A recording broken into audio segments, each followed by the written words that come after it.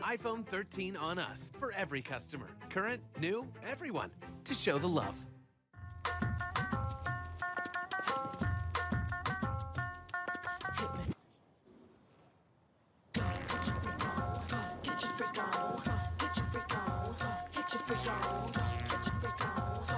Black Star Network is here.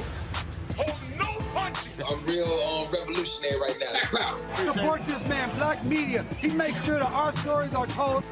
Thank you for being the voice of Black America, Roland. Stay black. I love y'all. All momentum we have now, we have to keep this going. The video looks phenomenal. See, there's a difference between Black Star Network and Black-owned media and something like CNN. You can't be Black-owned media and be scared. It's time to be smart. Bring your eyeballs home. You dig?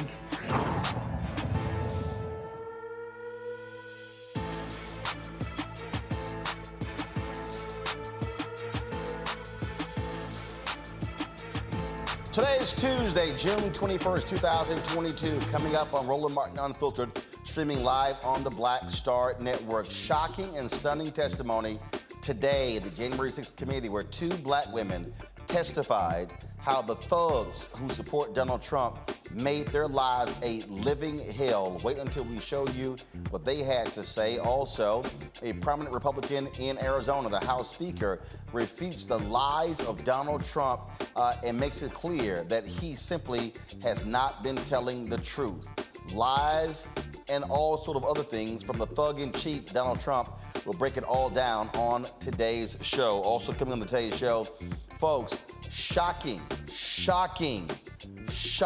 news out of Uvalde, Texas, where we now understand the cops were lying with the initial reports that they were more than able to take down the shooter who killed 19 children and 2 teachers.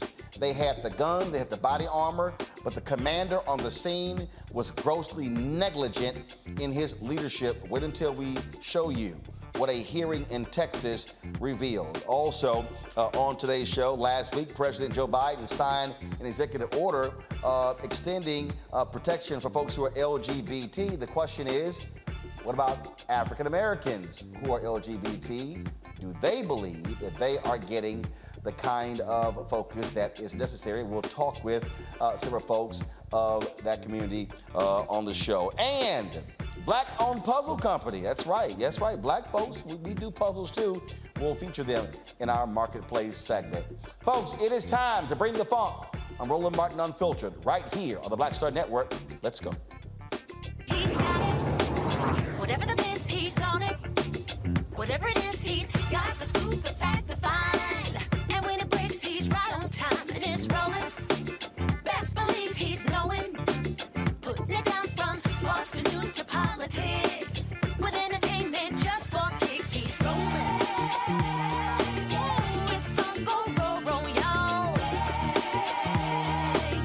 It's Roland Martin, rolling with Roland now. He's funk, he's fresh, he's real, the best, you know he's Roland Martin now.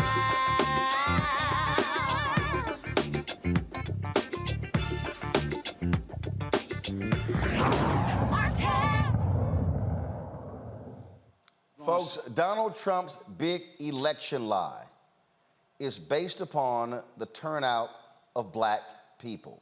You might remember there were 4 states that he kept targeting.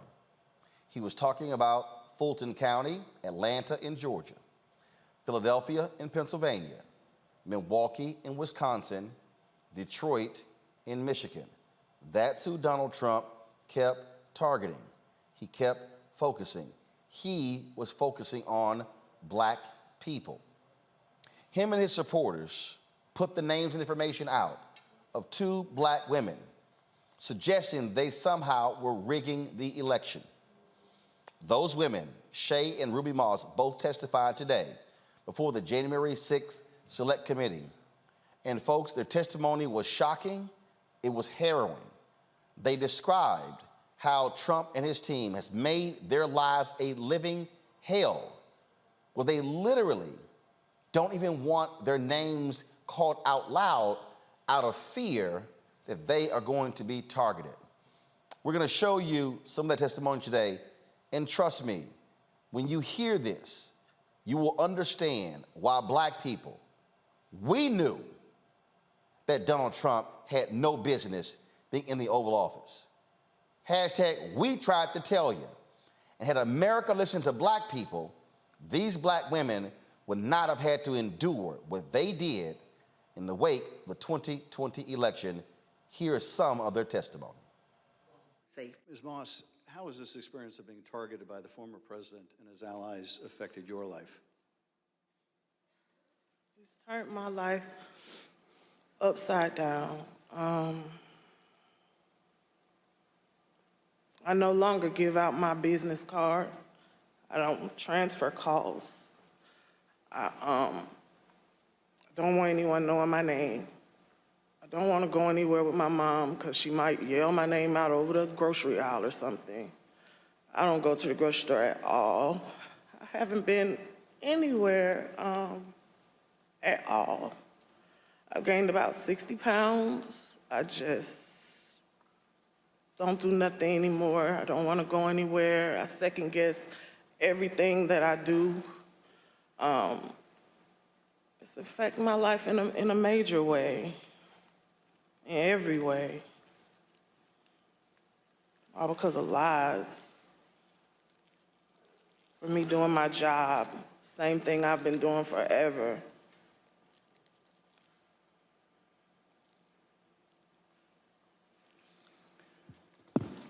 Your mother also told the Select Committee about how she had to leave her own home for her safety and go into hiding after the FBI told her that it would not be safe for her there before January 6th and until the inauguration. Let's listen to a clip of her story in her own words. Around the week of January 6th, the FBI informed me that I needed to leave my home for safety. And I left my home for safety around that time. Understood. How long did you stay out? Did you, remain outside of your home for your own safety? I stayed away from my home for approximately 2 months. It was horrible. I felt homeless. I felt, I can't believe this person has caused this much damage to me and my family. To have to leave my home, that I've lived there for 21 years. And, I'm having to have my neighbors watch out for me, and I have to go and stay with somebody. It was hard. It was horrible. And that your conversation with the FBI about needing to leave your home for your own safety, or perhaps recommending it, do you remember, was there a specific threat that prompted that, or was it the accumulation of threats that you had received? What prompted it was getting ready to, January 6th was about to come, and they did not want me to be at home because of all the threats and everything that I had gotten. They didn't want me to be there in fear of, the people were coming to my home, and I had a lot of that, so they didn't want me to be there just in case something happened. I asked, how long am I going to have to be at home? And they said, at least until the inauguration. Ms. Moss, I understand that people once showed up at your grandmother's house. Tell us about that experience. I received a call from my grandmother. This woman is my everything. I've never even heard her or seen her cry ever in my life. And she called me screaming at the top of her lungs, like, Shay, oh my God, Shay, just freaking me out, saying that there were people at her home, and they, you know, they knocked on the door, and of course she opened it and seeing who was there, who it was, and they just started pushing their way through, claiming that they were coming in to make a citizen's arrest. They needed to find me and my mom. They knew we were there. And she was just screaming and didn't know what to do. And I wasn't there, so, you know, I just felt so helpless and so horrible for her. And she was just screaming. I told her to close the door. Don't open the door for anyone. And, you know, she's a 70-something, I won't say, year-old woman, and she doesn't like having restrictions. She wants to answer the door. She likes to get her steps in, walking around the neighborhood, and I had to tell her, like, you can't do that. You have to be safe. You know, she would tell me that at night, people would just continuously send pizzas over and over to her home, you know, and they were expecting her to pay for these large amounts of pizzas, and she went through a lot that she didn't have to. And once again, it made me just feel so horrible. Folks, that is utterly shameful as a result of Donald Trump and his minions, what they did to these sisters. But he also tried to have Republicans lie on his behalf. One of them was the Speaker of the House of Arizona, Rusty Bowers, and he testified how Donald Trump literally today was saying what Bowers said to him about the election being rigged, and Bowers made it clear he's lying. Former President, we begin with the questions that I had prepared for you. I wanted to ask you about a statement that former President Trump issued, which I received just prior to the hearing. Have you had a chance to review that statement? My counsel called from Arizona and read it to me. Yes, sir. In that statement, I won't read it in its entirety. Former President Trump begins by calling you a rhino, Republican in name only. He then references a conversation in November 2020 in which he claims that you told him that the election was rigged and that he had won Arizona. To quote the former president, during the conversation, he told me the election was rigged and that I won Arizona, unquote. Did you have such a conversation with the president? I did have a conversation with the president. That certainly isn't it, but there were parts of it that are true, but there are parts that are not, sir. And the part that I read you, is that false? Anywhere, anyone, anytime has said that I said the election was rigged, that would not be true. And when the former president in his statement today claimed that you told him that he won Arizona, is that also false? That is also false. Flat out lies. Donald Trump, liar. And all of these Republicans out here still standing behind this man who this January 6th committee has shown the lengths that he went to try to steal this election, and he dares to call it rigged. Brad Raffensperger, Secretary of State for Georgia, he was the one who got the phone call from Donald Trump basically saying, go find me 11,000 votes, I'll take care of the rest. He also testified today. I think you're going to find that they are shredding ballots because they have to get rid of the ballots because the ballots are unsigned. The ballots are corrupt. And they're brand new and they don't have seals. And there's a whole thing with the ballots, but the ballots are corrupt. And you're going to find that they are, which is totally illegal. It's more illegal for you than it is for them because you know what they did and you're not reporting it. That's a criminal offense. And you can't let that happen. That's a big risk to you and to Ryan, your lawyer. That's a big risk. Secretary Raffensperger, after making a false claim about shredding of ballots, the president suggested that you may be committing a crime by not going along with his claims of election fraud. And after suggesting that you might have criminal exposure, President Trump makes his most explicit ask of the call. Let's play a part of that conversation. So, look, all I want to do is this. I just want to find 11,780 votes, which is one more than we have, because we won the state. Mr. Secretary, was the president here asking you for exactly what he wanted? One more vote than his opponent. What I knew is that we didn't have any votes to find. We had continued to look. We investigated, like I just shared the numbers with you. There were no votes to find.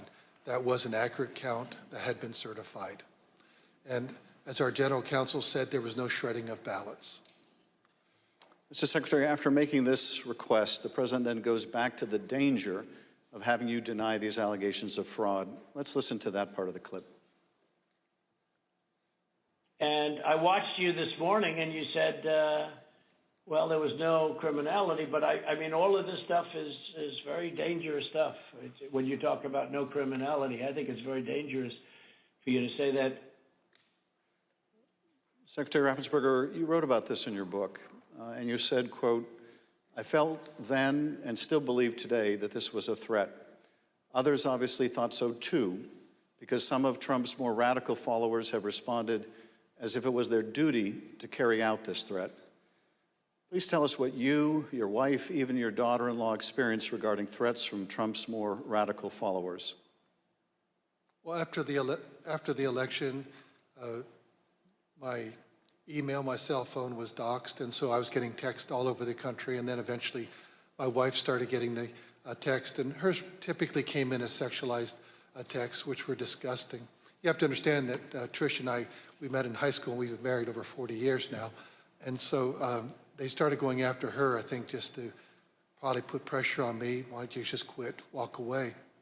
And so that happened, and then some people broke into my daughter-in-law's home, and my son has passed, and she's a widow and has 2 kids. And so we're very concerned about her safety also. And Mr. Secretary, why didn't you just quit and walk away? Because I knew that we had followed the law and we had followed the Constitution. And I think sometimes moments require you to stand up and just take the shots when you're doing your job. And that's all we did. You know, we just followed the law and we followed the Constitution. And at the end of the day, President Trump came up short. But I had to be faithful to the Constitution. And that's what I swore an oath to do. During the remainder of the call, the former president continued to press you to find the remaining votes that would ensure his victory in Georgia. Let's listen to a little more. Why wouldn't you want to find the right answer, Brad, instead of keep saying that the numbers are right? So look, can you get together tomorrow? And Brad, we just want the truth. It's simple. And everyone's going to look very good if the truth comes out. It's okay. It takes a little while, but let the truth come out. And the real truth is I won by 400,000 votes, at least. So what are we going to do here, folks? I only need 11,000 votes. Fellas, I need 11,000 votes. Give me a break. Folks, literally, this sickening, pathetic, demented, evil individual was hell-bent on staying in power and would have done anything to stay in power. But as I've said repeatedly, this committee and their investigation is not solely about Donald Trump and his actions. The fundamental problem that we have witnessed is that numerous Republicans, top to bottom, were participants in this scheme. You take Secretary of State Raffensperger. He is no hero. He sits there and says that he followed the Constitution. Yet he then took that big lie and weaponized it by suggesting there was election fraud in Georgia when he knows that was a lie. He did it because he wanted to keep his position. And he won the Republican primary. And so he and other Republicans advanced that big lie. weaponized it, and began to change the laws in Georgia, in Florida, in Texas, in Iowa, and on and on and on. This is not solely about Donald Trump. It is about Trump, the Republican National Committee. It is about his chief of staff, Mark Meadows. It's about people like Steve Bannon and Roger Stone and Mike Flynn and Senator Lindsey Graham. And in fact, Senator Ron Johnson of Wisconsin, who was on the ballot in November. This man has gone so full MAGA that he participated in the scheme to present fake electors. Watch. Ballots, they were all hand recounted, and they came remarkably close to the first count. Okay, folks, again, their text messages, Senator Ron Johnson. Pull it up, please. Senator Ron Johnson texted a staffer for Vice President Pence just minutes before the beginning of the joint session. This staffer stated that Senator Johnson wished to hand-deliver to the vice president the fake electors' votes from Michigan and Wisconsin. The vice president's aide unambiguously instructed them not to deliver the fake votes to the vice president. Even though the fake elector slates were transmitted to Congress and the executive branch, the vice president held firm in his position that his role was to count lawfully submitted electoral votes. Bringing my panel, Matt Manning, civil rights attorney, also Breonna Cartwright, political strategist, Dr. Jason Nichols, senior lecturer, African American Studies Department, University of Maryland, College Park. Matt, I understand the need for prosecutors to build a case. But for the life of me, I do not understand how the Department of Justice has not indicted Donald Trump and numerous others, because we have already mounds of evidence. I don't know what the hell Attorney General Merrick Garland is doing. And I understand you want an airtight case. I totally understand that. But what we continue to hear is a criminal conspiracy to subvert the U.S. Constitution, to get people to literally lie. The things that they did are beyond shameful. They are criminal. Absolutely. And this isn't even a situation, Roland, where you have to pull that out of the evidence and, say it's circumstantial. This is unequivocal. This is the former president literally saying, I need X number of votes, find the votes. I'm going to just double down on the lie and try to get you to be complicit in the malfeasance. Look, federal law specifically prescribes actions by people who are elections workers that are intended to undermine elections. And that's not only what you have here. You have the president, the sitting president, telling Raffensperger and others to just make up votes and or find votes that don't exist. So I'm with you. I mean, before you even sent this over to me to comment on it, my thought literally was, this is as airtight as it gets. This is an admission. This is a phone call with one of the most recognizable voices in the world saying exactly what he needs in terms of the criminal act. And I think this will really be telling for the average citizen to see how the other half lives. Because if DOJ does not indict President Trump, it's indefensible. There's literally no defense because he's on the phone saying exactly the crime he's intending to commit, the conspiracy he's trying to engage in. So I think you're 100% right. And I don't know how DOJ gets out of indicting him and prosecuting him fully on this. I mean, realistically, will that happen? I don't know. But that's what should happen based on the evidence that's been elicited. Breonna, there is no bottom.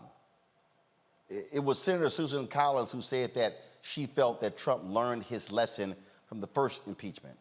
He was impeached twice. As long as you do not hold this man accountable, as long as it never gets indicted, as long as he is not charged, as long as he is not tried and convicted, he is going to do it again and go even further than he did before. I agree to a certain extent. I think that he's very dangerous. I think that, unfortunately, the people who need to hear a lot of this, it's going to fall on deaf ears anyways, and we're still in the court of public opinion versus the actual courthouse. And no, we're not in a court of public opinion. There's literally a congressional hearing, and the Department of Justice can actually go to a grand jury. So this is not a situation where we need the public to sort of get behind it. They are laying out undeniable, irrefutable evidence, and the people who are unveiling it are literally his own people. Right, I understand that, but the Congress in itself can't give the indictment, right? Just as was previously stated, DOJ is going to have to determine to take this on. And I know that it's been a lot of back and forth whether or not they're going to do it. I do think that they should, but that's what we have to see at the end of this. Unfortunately, I feel like the reason why they're airing a lot of this is so that in case Trump runs again, no one is compelled to even let that be pushed forward because of all the things that has occurred in the past. I honestly do not think he's going to run again. One of the statements is you think that he's going to do something worse. I don't think he's running again. I don't think his brand could take another loss. That's what he knew. 11,000 votes is a lot of votes. And for him to be like, oh, well, just find me these votes. I think it's apparent to most people, even past, the MAGA people, his Republican Party, that he lost. And Trump is not a good loser. He's a sore loser. And I don't think, and his brand mostly has been hiding his losses forever. Within the bankruptcies, he's always tried to appear that he's been successful and a winner. And so I don't think that he's going to let his brand go through another hit like this. So I don't think that we'll necessarily see this, but I think history repeats itself if we do not learn, right? Like one of the woman was saying, pizzas were being sent over and over and over again to the house to the point where, we can't pay, and the disturbance. We saw that in Nixon, right? And the Watergate scandals and those tricks. And he utilized the same people who helped Nixon, right? And so there are a lot of similarities. And so if we don't learn from it and change it and make sure that it doesn't happen again, it's a problem. Am I confident that he's actually going to get indicted, that he's going to have criminal charges? No. Do I want it? Yes. But we'll have more of those conversations on this show of how our justice systems fails us a lot of times.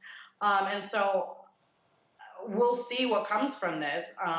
Unfortunately, I feel like a lot of people who need to listen to these hearings are not. And especially since it dragged, it was different weeks and different days and so forth.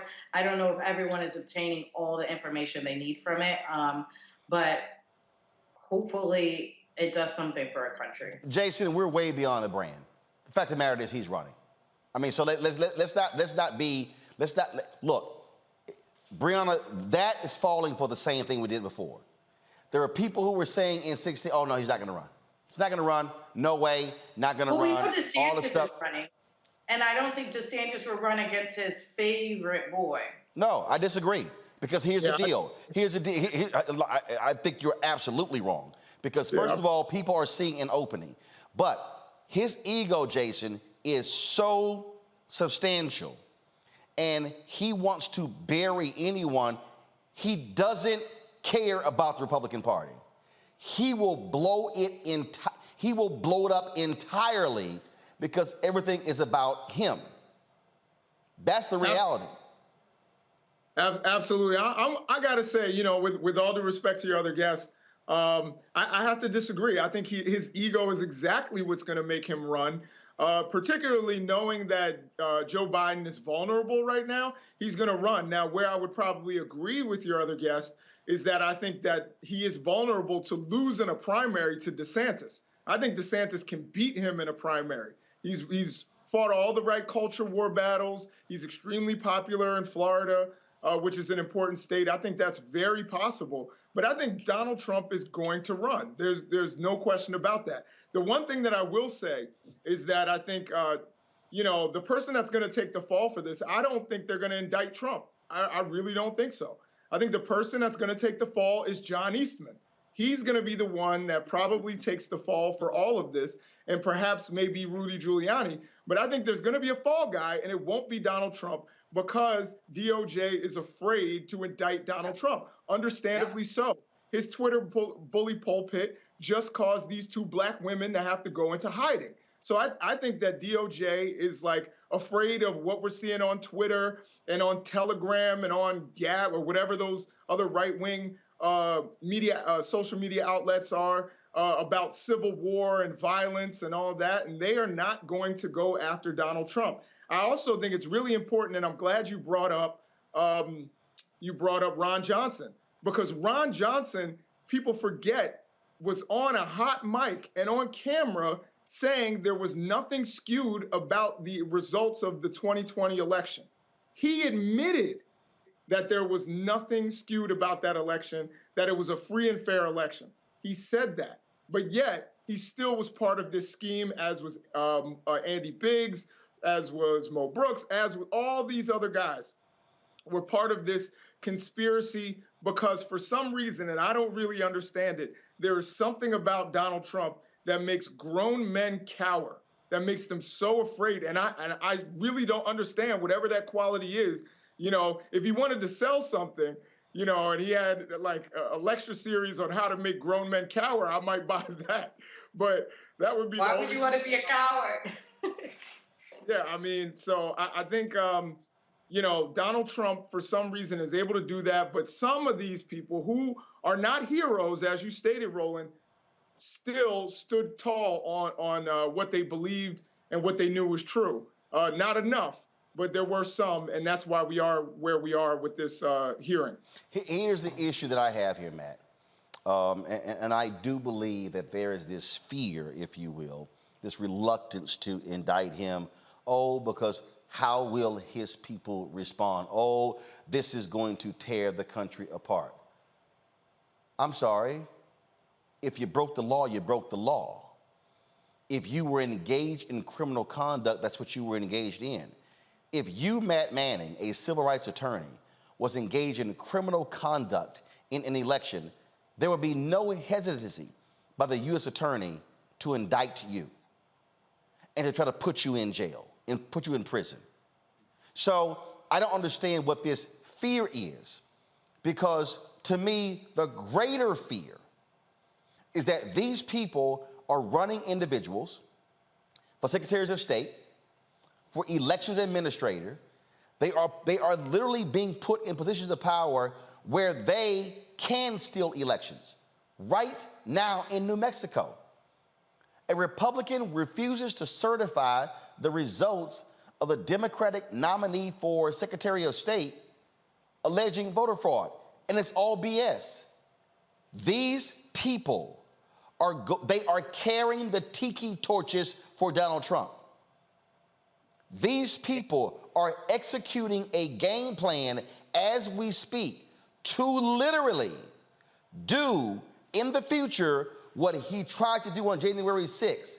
And so if you do not indict him and Giuliani and Eastman and Stone and Meadows and on and on and on, what you literally are saying to the American people, you can go even further than they did, and you might get away with it. And you're One also, thing I want to... Matt? Go ahead. Please, Brianna. Matt, go ahead. Go ahead, Mark. Sorry. Matt and Brianna. Matt, go. I was just going to say that I think you're further underscoring to the American people that the American people are less important than the people who are in power. I mean, the idea that you can commit a crime this brazenly, this unequivocally, say the words you need to say to commit the crime and then not get indicted because you're, I guess, too big to be indicted, to me, really undermines the credibility of the Justice Department and everyone involved, right? The idea that if I committed those crimes right now, not only would there be an indictment, there would be all kinds of press conferences about how they're coming after me to make sure that the rule of law and the integrity of the law is upheld. And that's what I think is so problematic, in addition to everything you've already delineated, is that Republicans have spent decades trying to talk about how they're the moral authority, right? So when their own guy comes out and commits a crime brazenly like this, irrespective of whether he's the president or a pauper, he has to be indicted. He has to be indicted at the least so that the people of America don't believe that there are really two systems of justice. And we know that there are. But if you at least want to perpetuate the farce that the rule of law applies to everyone, then you have to indict Donald Trump for committing these crimes. And I think Dr. Nichols was spot on. I don't think that they're going to ultimately indict Trump. I think Breonna said the same thing. I don't necessarily hold out hope that that will realistically happen. But academically, as a lawyer, as a former prosecutor who has proven cases based on evidence that's less compelling than this, absolutely they should indict him. There's no way to defend this at all. And I think you're right, Roland, about this emboldening other people. We're already seeing people around the country trying to delegitimize political results following this same game plan. But I think the problem is with Trump, he's at the top of the heap. So if there's no accountability for him, then I don't think there's any credibility left in the system, if you ask me. And I think that's really one of the bigger consequences here. If they don't indict him, then it's saying, look, you get a pass if you're beyond a certain point, but everybody else, we're coming for you. And I don't think that the system can sustain that. Breonna, go ahead. I think that you make great points, and I want to re-ask you, Matt, especially as a constitutional attorney, what are your thoughts on, because Doc said, that he really thinks, despite his brand and maybe because of his ego, that he's going to run again. So my question is, going off of constitutional law, right, if he has the argument that he won and the election was stolen from him, and therefore he won twice, would he be actually able to legally run again if that election was supposed to be rightfully his? No, he can't, because the reality is what he says doesn't matter. The Constitution clearly states you can only serve 2 terms as president. He didn't win a second term. So, look, there's somebody who's walking on K Street right now who is babbling to himself right now. I can guarantee you it does not matter what that babbling person is saying. It's irrelevant. So he wasn't sworn in a second time. Right. There was no second inauguration. He is not sitting in the Oval Office right now. He ain't president. Now, he might think Mar-a-Lago is White House South. No, he's former. So there is no argument to make. He lost. He lost, pure and simple. And what we have here is him literally on tape trying to steal the election. Yeah. Raffensperger said Biden won Georgia. Rusty Bowers, Biden won Arizona. So that's not even, and again, that's entertaining crazy. He lost. He can't accept the loss. And what's crazy about this, Jason, is all of the people around him, they know he was crazy. This fool think he won. Now his ass lost.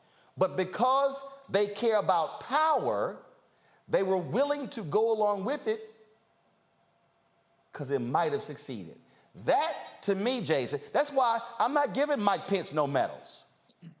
And then now you got Pence who doesn't even want to testify. See, this is why I will call none of these people patriots. Because if you were truly a patriot, you would not be afraid to testify. You would say, absolutely, I'll be there. But no, they, truth be told, they still want to operate in the Trump orbit because his people represent the Republican Party. And that's why I also think that Pence will try to run for president as well. We know he's running. He's running. But here's the deal, though. We know he's running. But what I'm saying is I am not going to call him a patriot because true patriots would have testified before the committee. Well, he's not a patriot because he tried to go along with it all up until his attorney the day before. He went to many states to say that, this election might be rigged and so forth. And it wasn't until his attorney was like, you can get in huge trouble for this. And they're like, when you're counting and da-da-da. And he said, wait, I can't do this. And it wasn't until that point, the day before, when they kept on trying to tell him, he said he couldn't do it, that he was like, okay, well, lock me into a room so that I'm safe. It really, when it came down his safety, when they said hang Pence, was there any, switching of it? But I don't think he wants the MAGA people to actually realize that, because then that takes away from his voting base. They all are sucking up to the MAGA voters, Jason. Period. Absolutely. First of all, as Brianna stated, as you stated, Mike Pence looked for every way to do this, but realized that there was no legal way he could overturn an election. It wasn't like, you know, he was morally opposed from the very beginning. The other thing I would say is just like what Matt was saying about DOJ and the fact that they should indict the big guy if they're willing to indict the little guy. In theory, that's correct. But when we look at this historically, one of the worst presidential scandals in history was under Reagan, and that was Iran-Contra. But he got away. He was Teflon. The DOJ didn't indict him, and anybody who did get indicted got pardoned by HW. So to me, I think there's precedent for the DOJ to pass the buck. And I think that's what they're going to do when they have someone powerful, and they're going to use this excuse of dividing the country as if we're not divided already.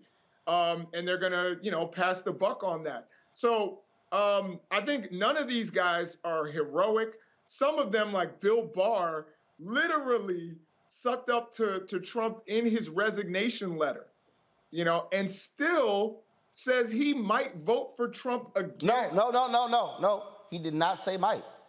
He was literally asked, if Trump is a nominee in 2024, would you vote for him? And he said unequivocally, yes.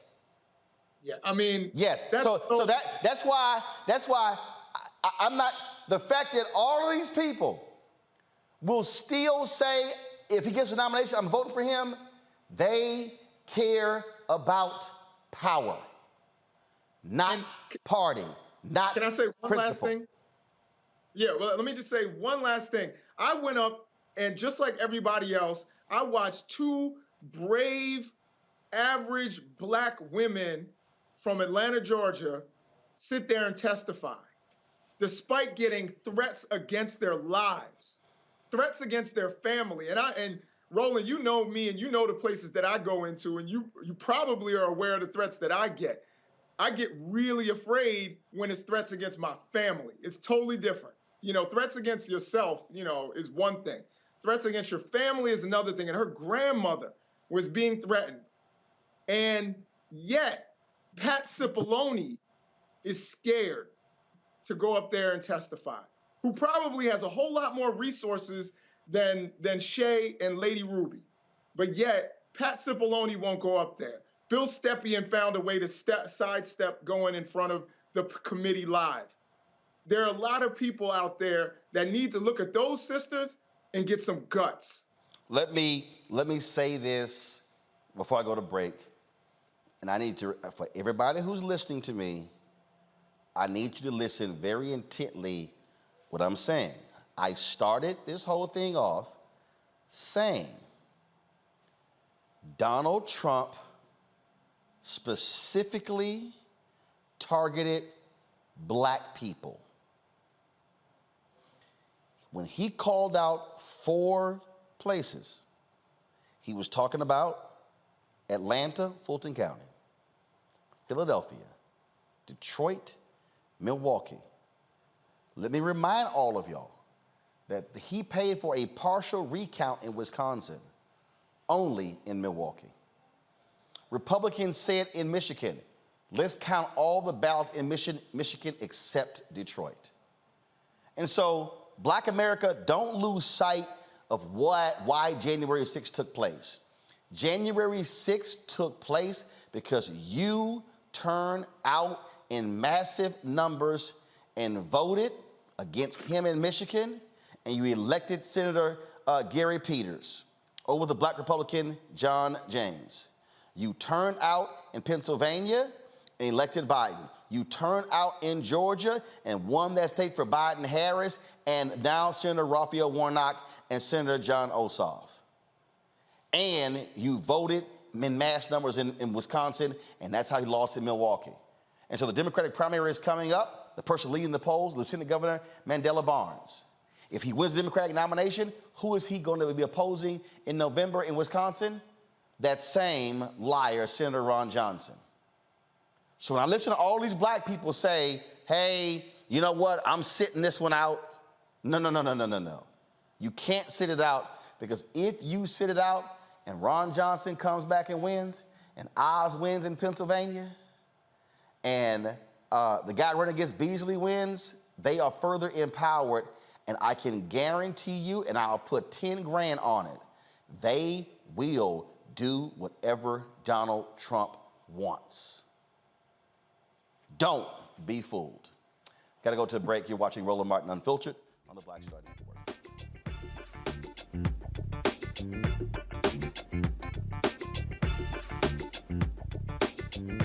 Verizon just gave us all a brand new iPhone 13. We've been customers for years. I thought new phones were for new customers. We got iPhone 13s too, switched to Verizon 2 minutes ago. Ours were busted, and we still got a shiny new one. Check it out. So wait, everybody gets the same great deal. I think that's the point. iPhone 13 on us for every customer. Current, new, everyone. On any unlimited plan, starting at just $35. All on the network more people rely on.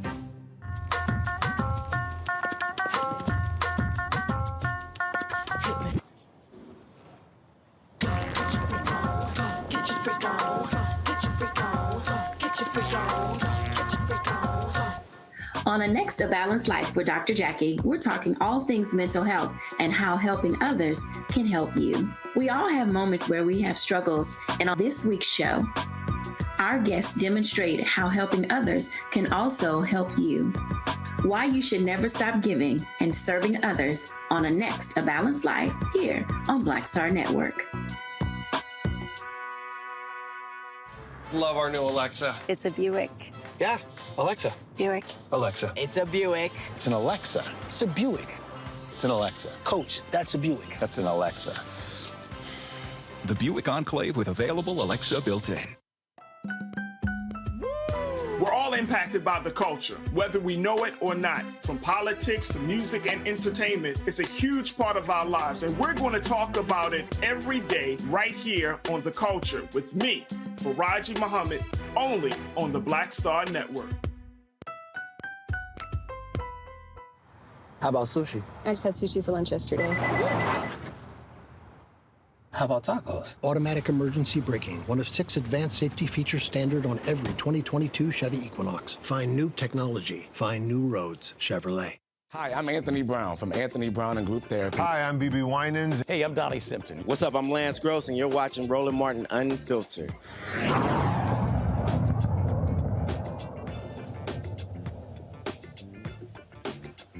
A week ago today, President Joe Biden signed an executive order extending various protections to LGBTQIA Americans. In that EO, he addressed what he called various equality issues, including discriminatory legislative attacks against LGBTQI plus children and families, directing key agencies to protect families and children, preventing so-called conversion therapy, safeguarding health care and programs designed to prevent youth suicide, supporting LGBTQI plus children and families by launching a new initiative to protect foster youth, prevent homelessness, and improve access to federal programs. Of course, he signed that during Pride Month, which is in June. Joining us right now to discuss what impact will this have on African Americans is Dr. Cleo Monago. He's the chief advisor for Black Men's Exchange. Carolyn Weisinger, the board president of San Francisco Pride. Victoria Kirby, the deputy executive director of the National Black Justice Coalition. And Ranzino Frazier. He was the first African-American leader of the LGBT Community Center for Charlotte's Charlotte's LGBT Community Center, and of course also was elected as its Board of Trustees chair. Glad to have all 4 of you here. And so when we talk about this executive order, one of the things that I've talked to many folks in the past about is that when we talk about black folks who are LGBTQ, now you're talking about folks who are dealing with these issues from a different perspective than those who are white, those who are non-black. And over the years, I've had just a number of black folks who talk about the issues that they still have when it comes to these sort of initiatives that don't necessarily impact black folks in the same way in terms of being able to offer the level of assistance and support. So just want to get your thoughts on this and what is being discussed, what is being said among African Americans when it comes to these efforts to combat laws and other things that target LGBTQ. Anyone can start. Yes, thank you so much for having me in the National Black Justice Coalition on this important conversation. We nerd out on regulatory policy. So, the moment the executive order dropped, I was scrolling, reading, and trying to figure out what the impact was going to be on Black LGBTQ plus and same gender loving people. And I have to tell you, I was actually surprised how thoughtful the administration was in trying to think about and name the places of intersection that's important. One of the real key areas for that is in data collection, where right now sexual orientation and gender identity isn't collected regularly in government forms. But on top of that, the piece that really harms our efforts in the Black community is the data isn't disaggregated on the back end with the data that allows us to look at the disparities on homelessness and youth suicide, senior aging challenges that are very specific and disproportionate to the Black LGBTQ plus and same gender loving community. And being able to have access to that data will help us to better be able to serve our population and to help prevent some of the numbers that have long plagued our community much worse than the white LGBTQ plus community. There's a whole much more we can dig into, but I think it was one of the biggest shifts that I've seen in government and looking at executive orders and administrative action in a way that doesn't just put LGBTQ people over here and ignores the reality that bucket includes a whole lot of diversity within it, including Black folks. Yeah, I would say that the big test, and I agree with Victoria, and I'll be very honest, when something like this happens, I go directly to the National Black Justice Coalition to see what they have to say about it, right? Because we see this all the time in our communities. A lot of these bills, a lot of these efforts are done in a way that it kind of stays at the top of level of LGBTQ life. When we talk about housing insecurity, we don't get all the way down into homelessness. We don't talk about how many of our Black trans folks are the majority of our homeless population. And a lot of times it does take for us to be working actually on the local level because, of course, our local leaders are the ones who see it most directly, right? So, for instance, here in San Francisco, Mayor Lyndon Breed actually has started an initiative where she plans on ending trans homelessness in the next 5 years. And we know that in San Francisco, the highest population of homeless folks is our Black trans community. And so for me, I'm going to be more interested in looking how things like homelessness, things about suicide, things that we as Black folks know specifically affects us. A lot of times, again, these efforts, they'll deal with wealth gaps. They'll deal with people having to pay their fair share of taxes when their partner dies, things that are very high-level, wealthy things that we have to be very honest. A lot of the white LGBTQ folks have ascended to that level of wealth, and we don't really think about what's going on with our Black and brown people down on the ground. So for me, I'm excited to see, like Victoria said, that they dig in the weeds, and they are attempting to dig a bit more in the weeds to the issues that specifically affect us. But I'm definitely going to look and see how it's implemented, because even if it says us in the document, how is it going to be implemented to make sure that it gets down to us? So I know for me, I take a lot of looks at the society that I live in and that I grew up in. As a Black community, we were not always welcoming and we were not always open to the LGBTQI community. But I can say here in Mecklenburg County in the city of Charlotte, working with C.W. Williams as a medical case manager, I see the different numbers of homelessness. I see the numbers of HIV and AIDS rising within the Black community, and there's not a stable place for them to go to feel comfortable, to express themselves, and also get that help. Like the young lady said, coming into this, a lot of us African Americans don't have that wealth, doesn't have that knowledge of what to do with our significant others or what to do when we get to that level. So there has to be a place, there has to be a plan, there has to be production of something for us to excel on and to do, not only in the LGBTQI community, but within our Black community ourselves. We have to help us uplift us so that we can be better.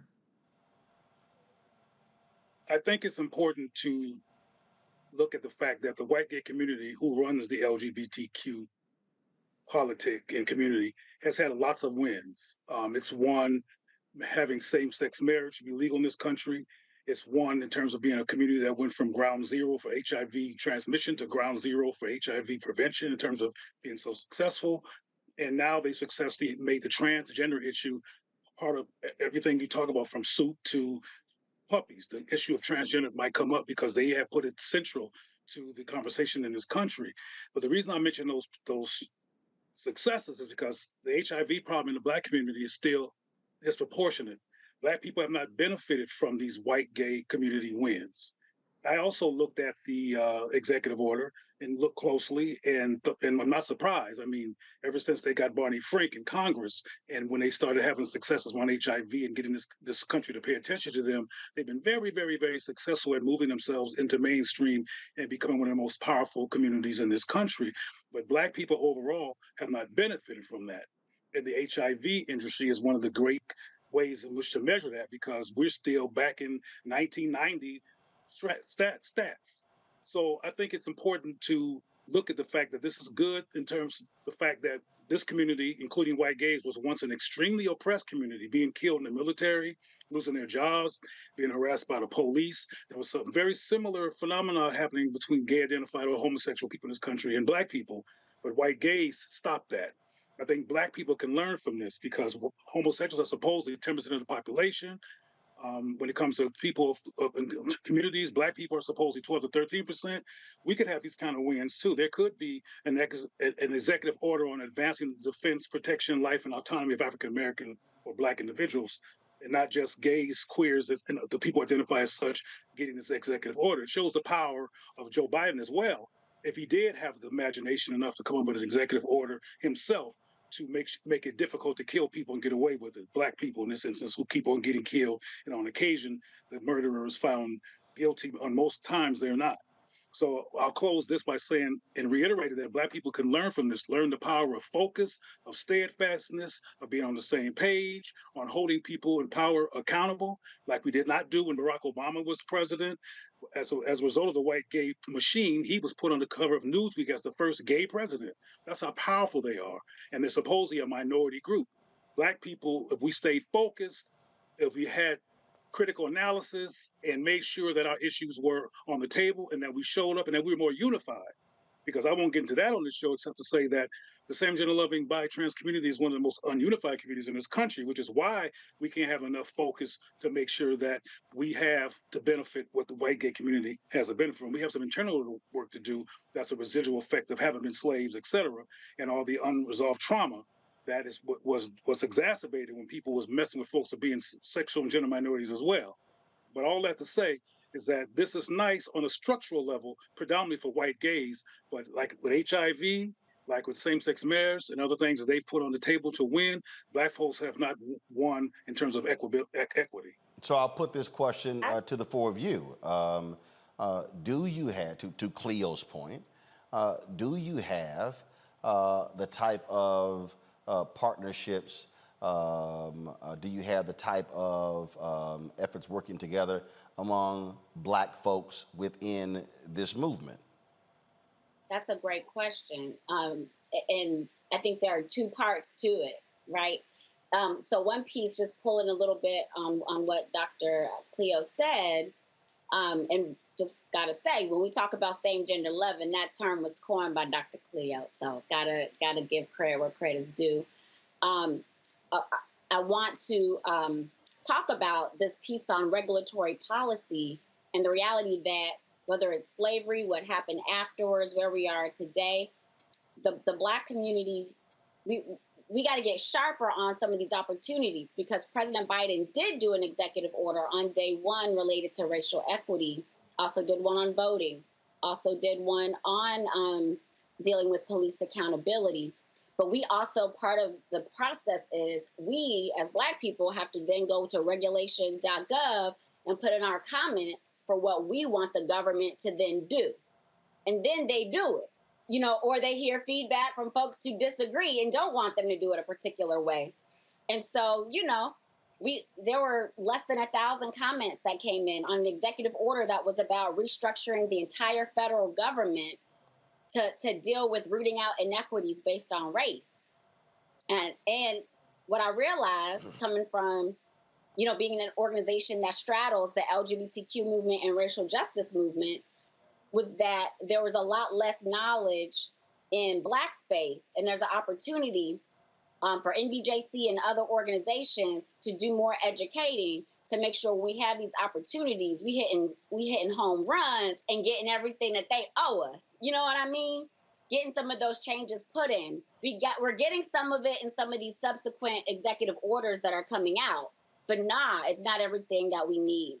And part of it is on us, going to that larger point, getting in deep community with all the various grassroots Black, LGBTQ+, same gender loving groups across the country, so that we can unite under, you know, a Black power agenda that we can push through.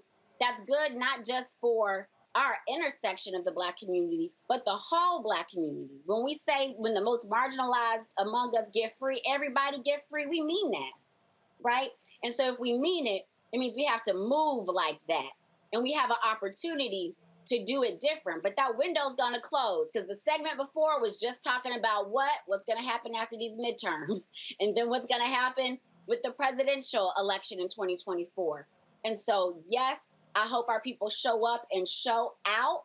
And we have some urgency to move quickly to get the things that we can get done now, including a lot of money. Sometimes we'll think about executive orders as, oh, that's temporary. But those dollars aren't if you get those grants in and secure the funds where they need to go. But our people have to know about those opportunities, have to be educated about the opportunities, have to know about the process. But has that happened? Has that gathering happened? And if it hasn't, why? We gather folks from the country from Black. Hold on. Okay, hold up. Like, who's talking? I think Victoria, I think you were talking. I was just naming that every year we gather during the nation's largest LGBTQ activist conference for an event called the Black Institute. We have grassroots folks. Last year, we had folks from 32 different states plus District of Columbia, which one day will be a state. And we had a couple folks from other countries too, where we have an opportunity. That's how me and Carolyn know each other. We also have our Good Trouble network of Black, LGBTQ+, and same gender loving elected officials from across the country that gather to make sure that, you know, we're on one accord and that there's some support. They have some model policies and mentorship to help move along the process, because it's hard to be an only. Do we need to have more of it and need to ensure more people are able to come and be brought in? Of course. The pandemic definitely has put a wrench in some of what we wanted to do in person.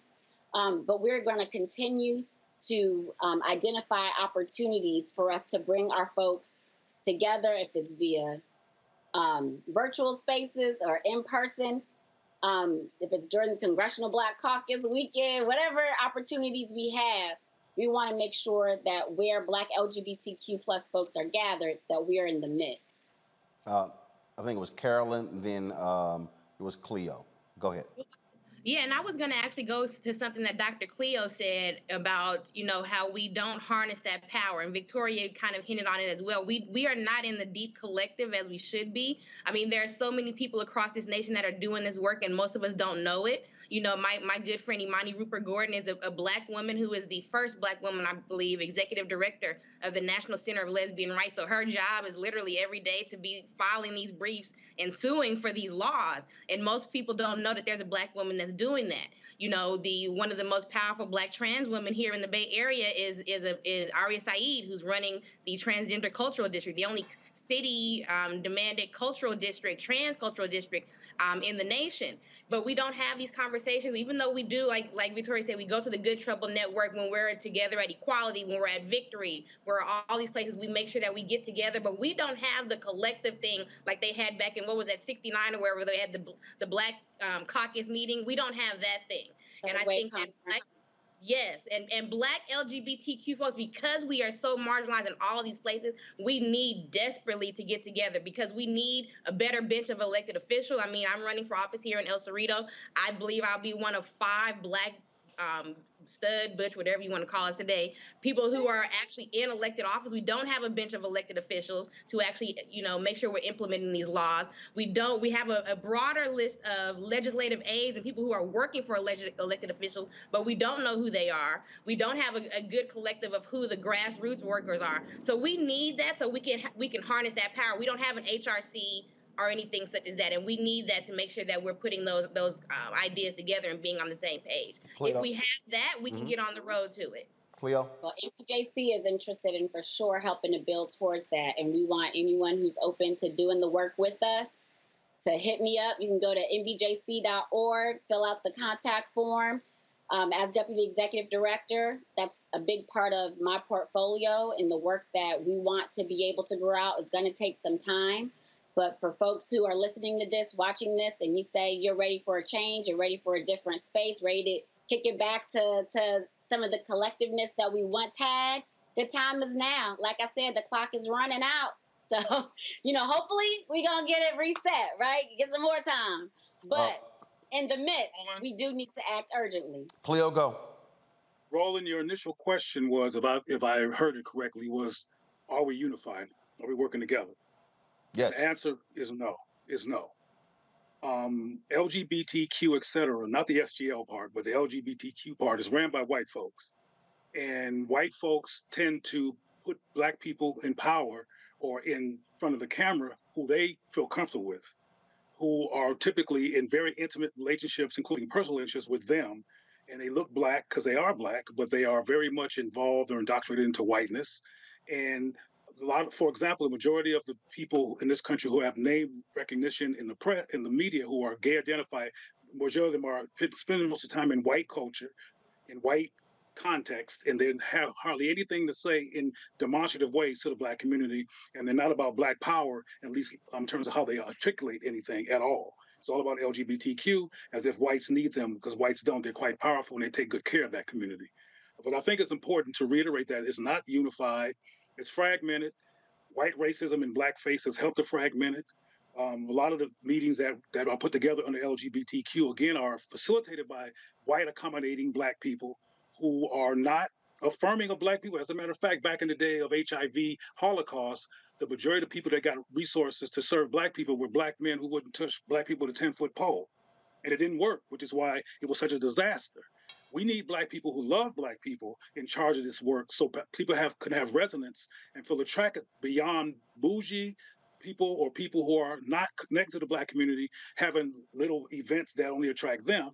Because as I said earlier in this conversation, a lot of these things that have a Black person involved, from marriage to everything, it does not trickle down into transformation, healing, and focus on Black people. And we find different ways to be disconnected all the time. So getting back to your question, it's no, but it needs to become yes. Because if we don't come together and get beyond class, bougie, white accommodations behavior, and unlearn anti-Black impulses, we're going to stay in the state of crisis and have this conversation again about how we should come together, but now looking at why we don't. Ranzino. If we don't look at why there's resistance to coming together, it's not going to happen. Ranzino. I think you brought up a good point. Hold on one second, Ranzino. Okay. I learned from experience. I was the first Black chair for the LGBT Center of Charlotte. And as long as I was doing things that they felt were needed and wanted, it was okay. But the moment I tried to step outside and do things differently that not only affected my culture and my generation, they did not like it. I made a mistake that wasn't even my fault. and they took one editor that did not like me. And when I say he was pink and red in the face, he did everything he could to get me taken from that place. So anything I wanted to get unity on, anything I wanted to get us equal rights on, anything I wanted to work with city officials, and we do have one young lady, her name is Lawana Mayfield. She's an elected official here in Mecklenburg County. I'm sorry, she's running for re-election now, that stood up for our rights.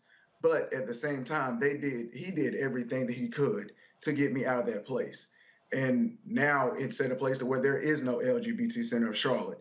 And I feel that at this point, as a Black community, like you said, we're not on one page, but we need to be on one page. The same way we get together for Atlanta Pride, DC Pride, Florida Pride, all these Black prides. Let's not get together and have a conference about what we can do to elevate and move forward in this current climate that we're in.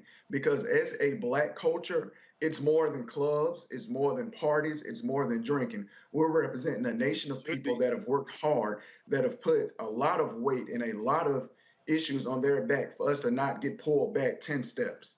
We need to be a lot more effective and efficient with the things that we're knowledgeable about, the things that we are surrounding ourselves with, and also holding the elected officials, both in DC, anywhere really in hierarchy, accountable for what they do. Don't just use us as a platform or a sentence for your campaign or your slogan. Actually make it work. Actually do it. Actually meet with us, talk with us so that we are heard. We do have a voice and an opinion on what is going on.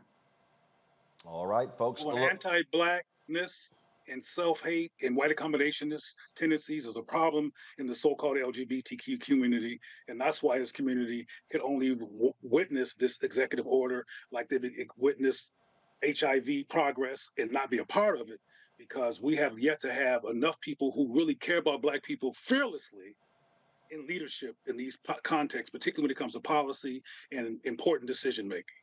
All right, folks, we will leave it there. I certainly appreciate having all of you on the show regarding this very issue. Thank you so very much. Look forward to chatting with you again. Likewise. Roland.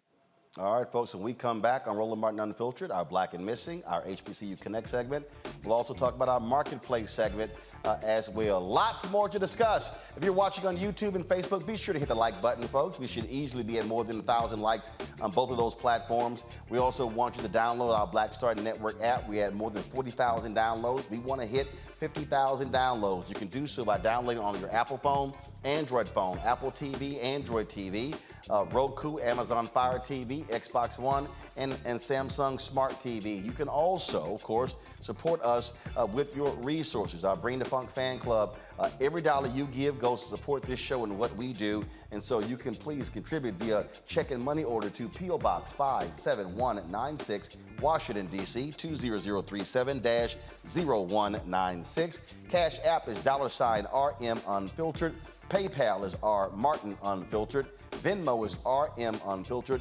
Zelle is Roland at RolandSMartin.com. Roland at RolandMartinUnfiltered.com. We'll be right back.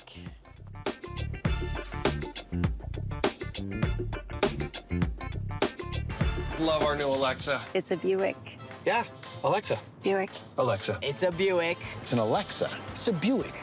It's an Alexa. Coach, that's a Buick. That's an Alexa. The Buick Enclave with available Alexa built-in.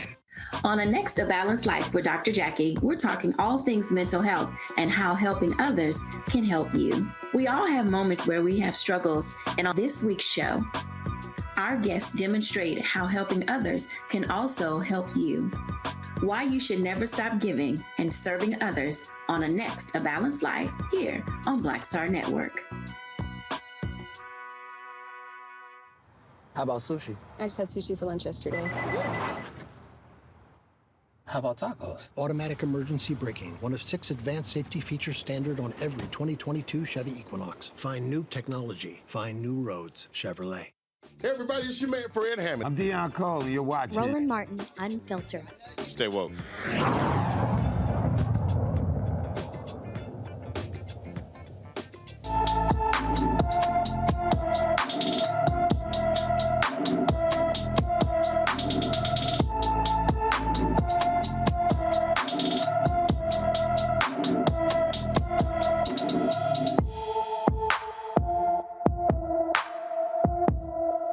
Folks, Chastity Arthur was last seen in Killeen, Texas on June 2nd.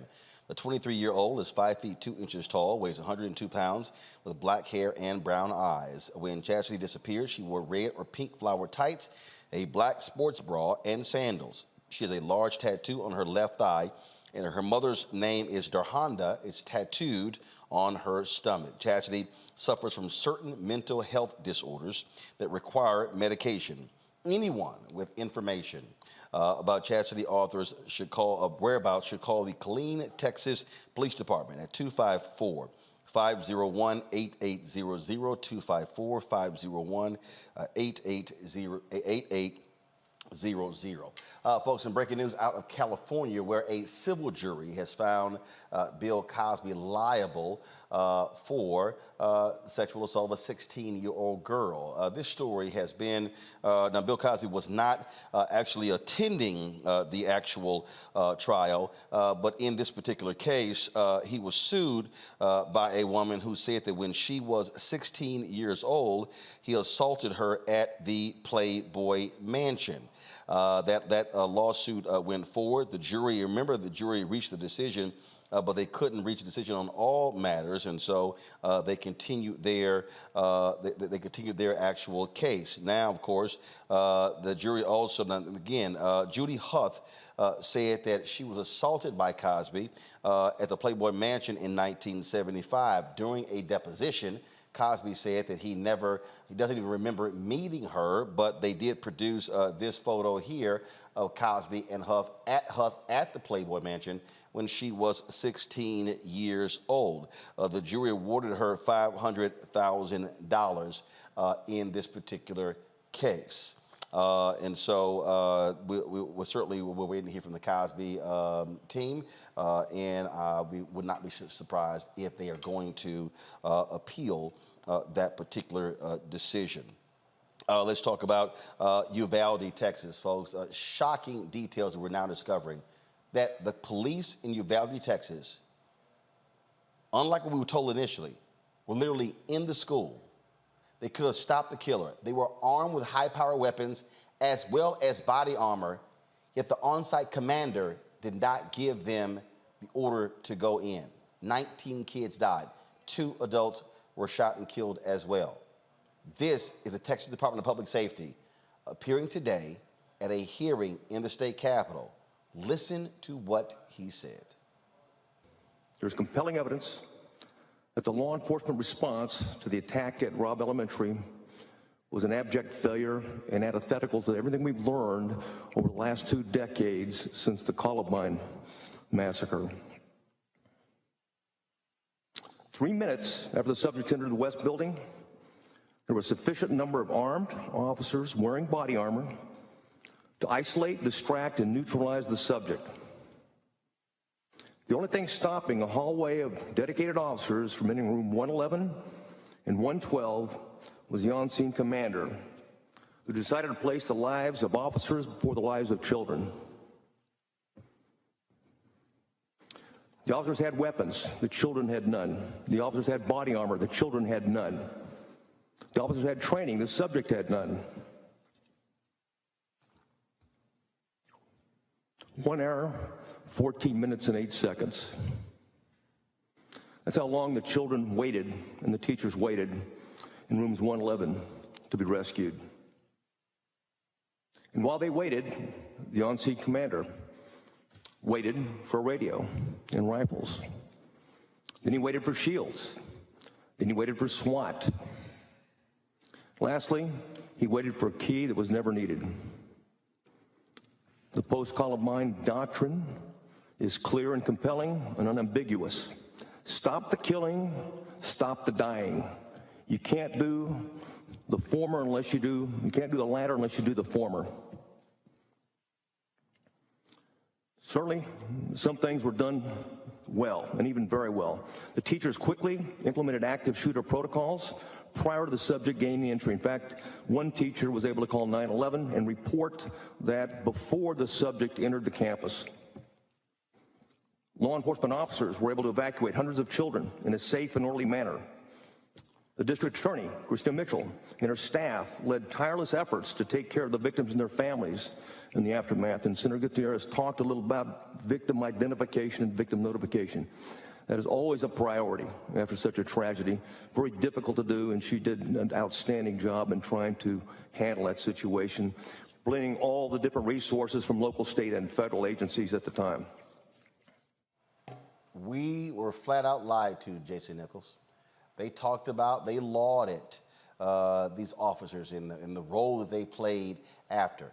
To hear that 3 minutes after this shooter entered the building, the cops were in position to take him down, and they waited more than an hour, and he slaughtered 21 people, 19 children and 2 adults. And they said that they needed keys in order to get into the room, and it turns out they never even tried to open the door. I just can't. It's unconscionable. It's unbelievable. And, you know, part of this, though, Roland, is the doctrine that we've heard. You know, he talked about active shooter and the way to engage them after Columbine. But all we've heard, particularly African-American people have heard, is that police officers have the right to go home safe at night. So I think that they took that just a little too far, that they don't have to put themselves in harm's way, that that's not their jobs. And, you know, that's what I'm assuming, because any other explanation for this, I really can't fathom it. I think if you took an average citizen, they would want to go in to stop young children from being slaughtered. And here you have people who have all the tools in the world in order to do that job. And they are trained to do that job. And they just sit there and wait.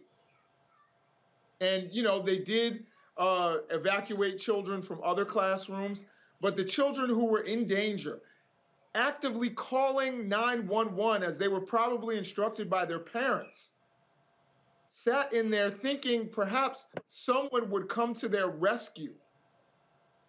And someone who could have come to their rescue was only a few feet away, but just waited. I can't understand it.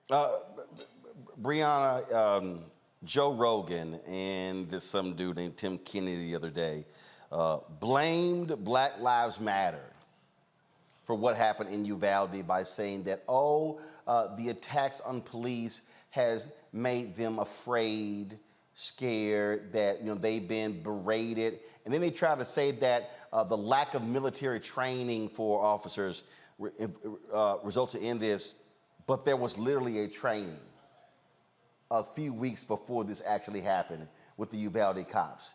Now what you have, Breonna, which is stunning, the city of Uvalde now has hired a law firm to keep the body cam footage from being released because it is going to be embarrassing.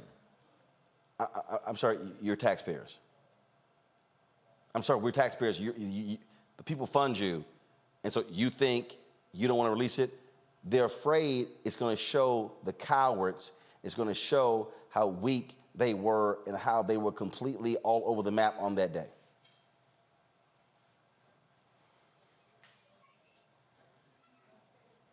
You're muted. You're muted.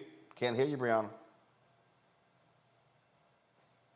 Sorry about that. There we go. I do not have the exact number, but I do recall hearing that it was like 2/3 of their city budget is actually to police. That's most cities. So, that's literally most cities. Right. But I mean, but that city, which is a small city, which we 15,000 people. Right, 50,000 people, and 2/3. So there's only 1/3 of something else you might be able to do that's benefits your community, but 2/3 of your budget went to police. And the police had, like you said, body armor, weapons, and so forth, and yet they still did not provide that protection when 2/3 of the budget was allocated just for that. I think that goes into a lot about, them not wanting to show what happens on the body cameras as we have this debate on defunding the police and what do the police actually do to protect us and what else those services can go to help our community. But if it weren't for the actual Border Patrol coming and helping those kids, a lot of those kids that were saved wouldn't have been saved. And so, yes, there's training. Yes, there was body armor. And I've heard the argument, and I understand, someone saying, well, what would you do? I know you're the police, but you go in there and you're going to get gunned down.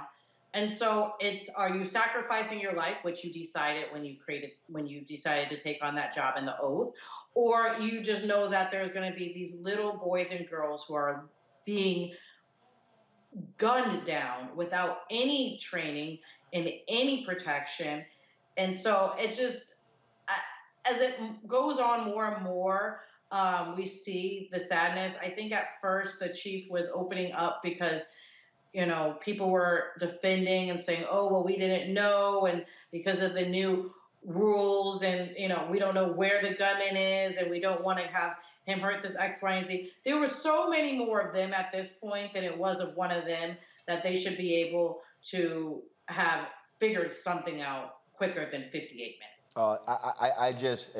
This is beyond me. When you see the detail, the Texas Tribune did a timeline breakdown, Matt, of what took place.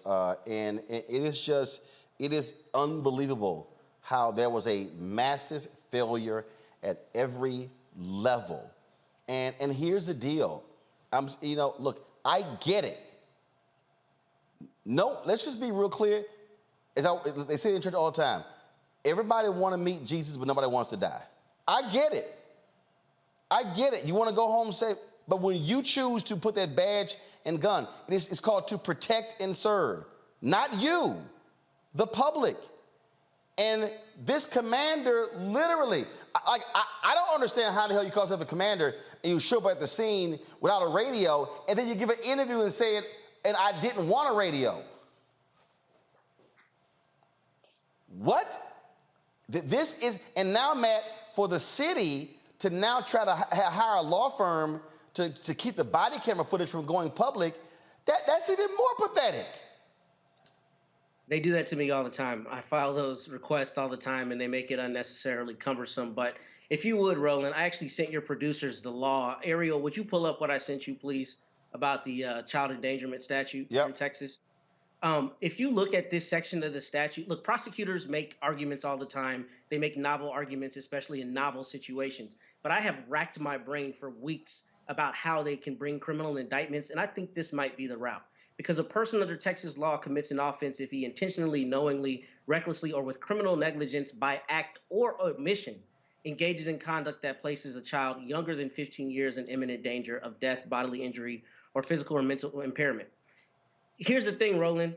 I don't get how they do it. I've spent the nearly 10 years of my career both fighting against the cops, representing the cops, and prosecuting cases against people that cops develop.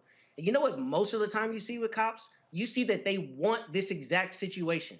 They want to be Rambo. They want to run in. They want to be the conquering hero, right? They want to be the one who saves the day. But what I cannot understand for the life of me is how cops can be outside a room where you know there's one person in there with weaponry and you have military-grade weaponry and you don't go in and save kids. If there are no indictments from this case, this will be an even bigger travesty than Trump not being indicted for trying to steal the election.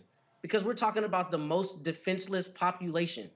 Like, what is the point of having a police force if when they're called upon, they will not do the basic tenet of their job, which is protect people who cannot protect themselves? And what I've heard from even some of your commenters is, I don't know that they should be prosecuted. No, they absolutely should be prosecuted. Because the whole purpose is to protect these kids. Yep. And not only did they not do that, they didn't do that in short form. They didn't do that for an extremely extended period of time. And it infuriates me beyond measure, because how many cases do I file where some cop goes hard when she doesn't have to, right? Where some cop is trying to show how bold they are in a normal situation. But in the situation where you are being called to be a hero, you're a coward. I think every single one of them should be indicted. And I don't think there's anything beyond that that should happen, period. Because these kids died for no reason if there were people there who could have at least sought to protect them. Indeed. Sorry, I needed to make my case, and I think that makes the case. Period. Absolutely. Folks, Vernon Jones, Democrat turned Republican in Georgia. Remember, he tried to run for governor, and then, of course, he dropped out, and then he chose to run for a congressional race. Well, he was in a runoff for the Republican nomination for that congressional seat. His punk ass lost. Dave Wasserman just posted this. I've seen enough. Mike Collins defeats Trump-endorsed Vernon Jones in the Georgia 10 GOP runoff. It's a solid Republican district. Let me just go ahead and say this. Vernon, we told your punk ass you were going to lose. We told you you were trash. We told you you were a despicable human being. We told you you a damn fool and an embarrassment to black people and an embarrassment to Kappas. And you got exactly what you deserved. Okay? You are a fraud. And the reality is, you a little punk who was scared to debate me. You tucked and ran. You blocked me on Twitter because you couldn't handle the heat. And now you're sorry behind lost. You the same fool who was crowd surfing for Trump, sucking up to him, saying whatever. And guess what? He lost in Georgia, and now your sorry ass lost in Georgia. I said what I said. What's wrong, Jason? Nah. I know Vernon. You know what I'm saying? Call his ass right now, see how he doing. Hey, text me his number. I'll call his sorry ass. All right, yeah, I'll try to get him on your show. That punk ain't coming. Oh, that'd be fun. That punk ain't coming. It's the same reason why Fox News don't call me. He don't want this smoke. But you don't have to do Kappas like that, Roland. Come on now. He's a Kappa. He damn sure not an alpha. Oh man, that's funny. Mm-hmm. I love that certain scene from the Cotton Club when the Gregory Hines character, give me camera one, when the Gregory Hines character was really upset with a certain gangster, and then he went to the character playing Bumpy Johnson, and which was played by, of course, Lawrence Fishburne, and he wanted him dead.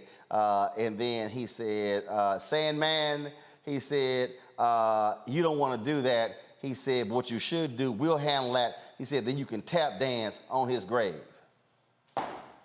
We can do an A-step, Vernon Jones, on your political grave. Because your punk ass just lost. Yes, I said it, and I don't care, okay? Because he is a despicable human being. All that crap he was running, and now all that trash you talked, all that MAGA ass you kissed. Go ahead and show his grinning face. All that MAGA ass you kissed. Trump endorsed you, and you lost. Right, Roland. That's I think one of the bigger story here is that here it is, another Trump endorsement loses, particularly in Georgia. So if there's something that shows that Trump isn't as popular as he believes he is in Georgia, it's all these losses like Raffensperger winning again and beating Jody Heiss. It's Kemp winning by 50 points. And now you have somebody who was supposed to win this congressional race, and he lost. So, I think, again, and it is important to say that Mike Collins, though he didn't get the Trump endorsement, he still kisses Trump's butt. So he's still kind of a Trump guy. It's not like it was MAGA versus a non-MAGA candidate. These were two MAGA candidates, but one had a direct Trump endorsement and lost again. So I think one of the things that we're seeing is that MAGA is starting to, it's a beast that Trump created, but now he can't control it. I want all of them to lose. If you MAGA, I want you to lose. And all I'm simply saying is, hey, Vernon Jones, the A-step is on your political grave. Now, and by the way, Vernon, I'll be in Atlanta tomorrow and Thursday. Oh, please come by and see me. Bring your ass. I think Jason had a good point, though. I do want to follow up in regards to that, since you're doing the comparisons about Warnock and Herschel, right? Because you're saying Herschel next. He next. Okay. But, you know, Hey, y'all, get that Herschel Walker video I sent y'all on Monday ready. Go. Great. The issue is, you know, you said they were both a MAGA, right? And that Trump can't even control MAGA anymore, which I don't necessarily agree with. I'm wondering if there is a difference in the excuse of saying, okay, we're going to pick the black MAGA so we don't seem racist, but they're still kind of MAGA because they support Trump. Or, you know, that was the reason why they won MAGA versus MAGA. Or do we still see that we have this uprising where if it is MAGA supported, if it's Trump-based, a part of the Republican Party, the new Tea Party, if we're going to see those types of primaries lose? And I wonder that because, you know, we saw what happened in Virginia, and they picked in their primary the MAGA person, and unfortunately, you know, he won. I want all MAGA people to lose. But they're not. So I'm wondering if the trajectory after this January 6th hearing is going to change some of that as we unfold some more primaries in August. Hey, all I'm simply saying to everybody who watching here, yo, Matt, take them all out. In Texas, Abbott, gotta go. Dan Patrick, gotta go. If I'm real clear, if you stand with Donald Trump, throw they punk asses out of office. I don't think you need me to add. List more of them. Matt? Oh, I don't think you need me to add comment on that. And kind of to what we were talking about earlier with DeSantis, you see Greg Abbott trying to do his best crazy to jockey himself to get in position to run for president as well. So, you know, I want them all out. I mean, if you see the commercials that they're running here, they're absurd and terrifying, and they all need to be gone.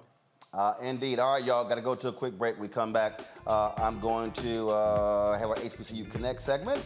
Of course, another HBCU president we talked to. We were at the UNCF Summit for Higher Education last week in Atlanta. Also, our Marketplace segment where we're talking about Black Puzzle. That's right, Black folks make puzzles too.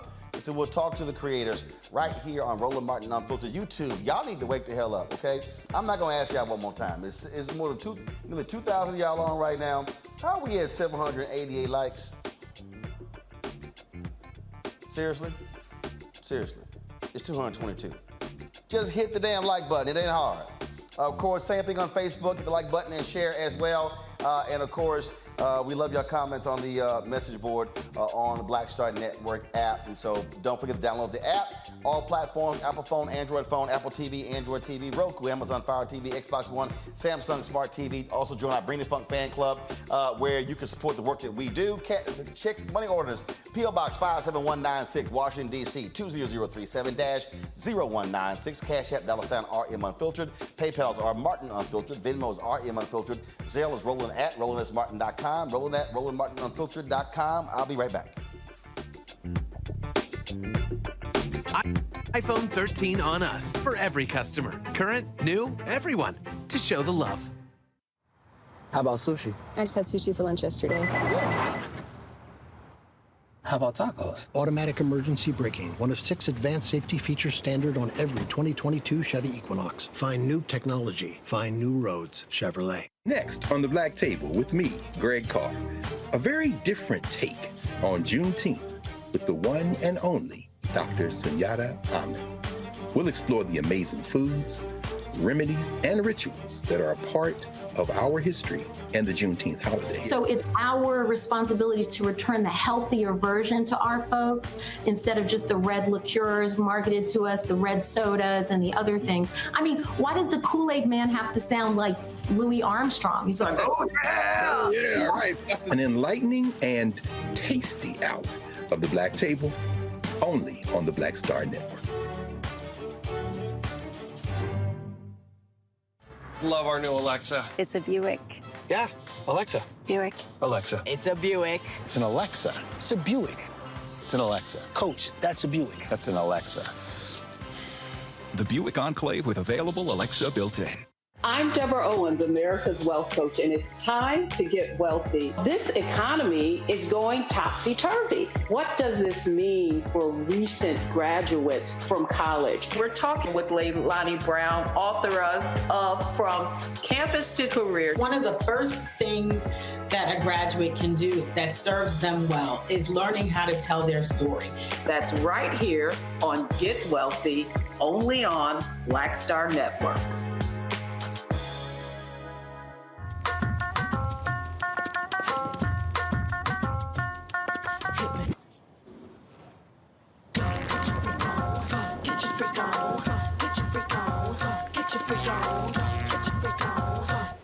On the next A Balanced Life with Dr. Jackie, we're talking all things mental health and how helping others can help you. We all have moments where we have struggles, and on this week's show, our guests demonstrate how helping others can also help you. Why you should never stop giving and serving others on the next A Balanced Life here on Black Star Network. Hi, I'm Israel Houghton with Israel and New Breed. What's up, what's up? I'm Dr. Ricky Dillard, the choir master. Hey, yo, peace world. What's going on? It's the Love King of R&B, Raheem Devon, and you're watching Roland Martin, Unfiltered.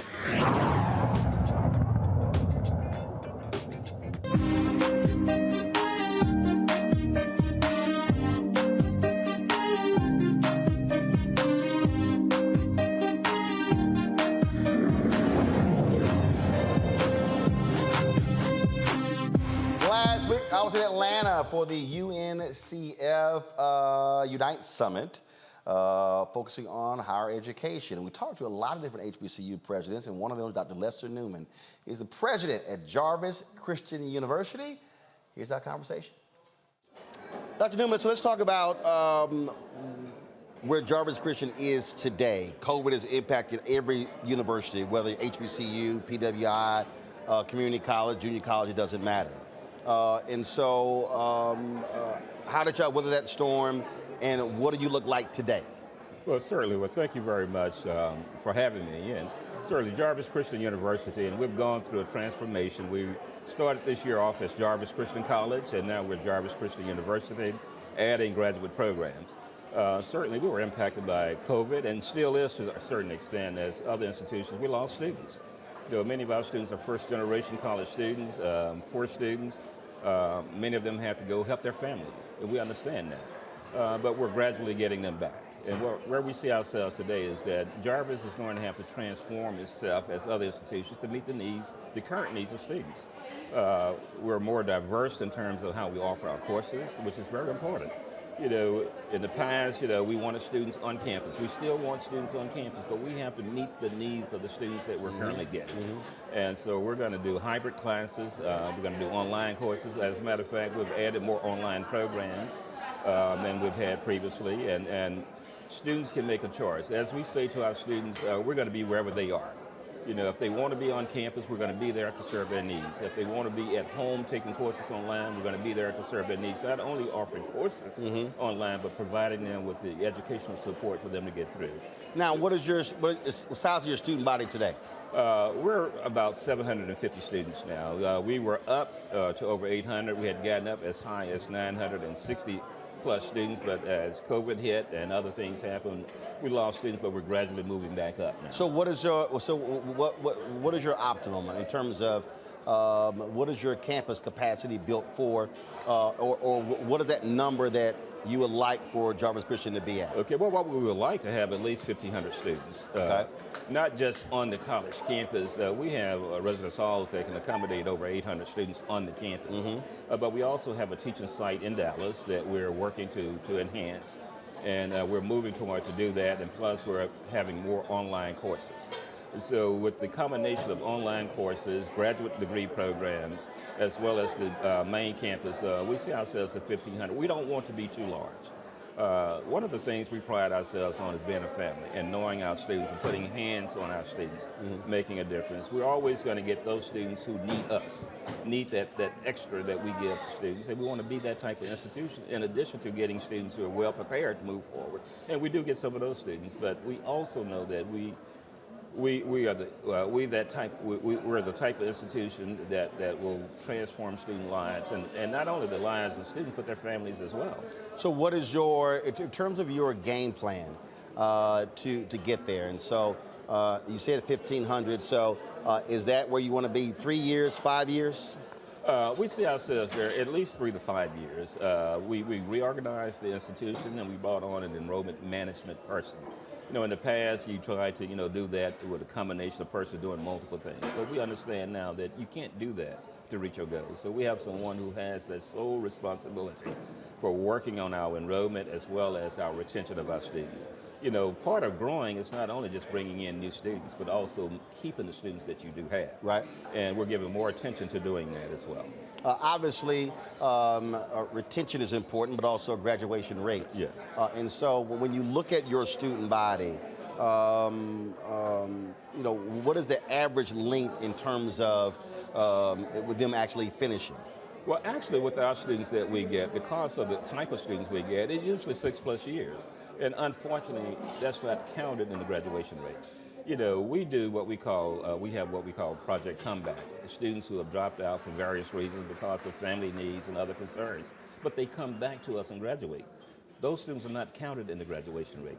We get a lot of transfer students who went other places and didn't come back to us. Those students are not counted in graduation rate. So we have success, but we're going to have to work to define what that success is. We can't let other folks define who we are, and that's what has happened, particularly with small private Black institutions that rely on tuition and fees and the kinds of students we serve. You know, we made a conscious decision to make certain that we give students opportunities that would not get opportunities other places. And if we're going to do that, then we have to make sure that we provide the support they need and be there for them. Last question: what is your dominant degree plans that speak to the type of students that you're turning out? Some places are focus on biology, some are about engineering. What is it for Jarvis Christian? Well, interesting enough, we're getting more and more students in the STEM area. Biology in the STEM area. Biology is one of our largest programs, and we have many students who go on to do, and they go into research in biology. We have a professor who engages students in research. They are published authors before they leave the institution. One young lady was the lead author in a referee journal. That's for a small school, that's unheard of. So those are the kinds of students that we produce. Business is one of our strong programs. Criminal justice is one of our strong programs, and kinesiology. And we're getting more and more students who are asking for nursing. So we have a relationship with one of the local universities with nursing. And we're going to see more students in the healthcare field as well. So we're looking at those opportunities. How can we provide more opportunities for students in those areas? All right. Well, it's really good chatting with you. Certainly good luck. Well, thank you very much. Appreciate it. All right. Thanks a lot.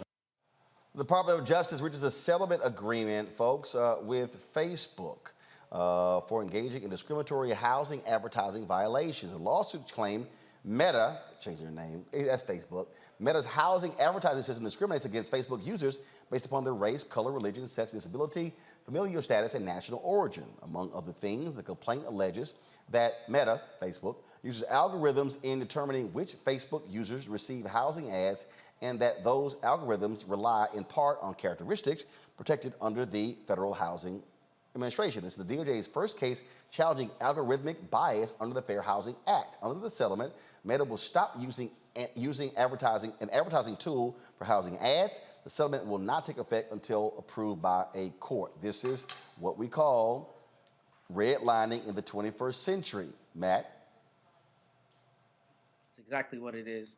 And we know that data has been weaponized to continue discriminating against people. So I'm glad that DOJ took this case and that DOJ has reached a settlement with Meta. But I think it's important to see how that really bears out and what that's going to mean, not only for Meta, but for other large, platforms like that have an opportunity to suture the gap between, people in terms of discrimination, and hopefully we'll see continued enforcement.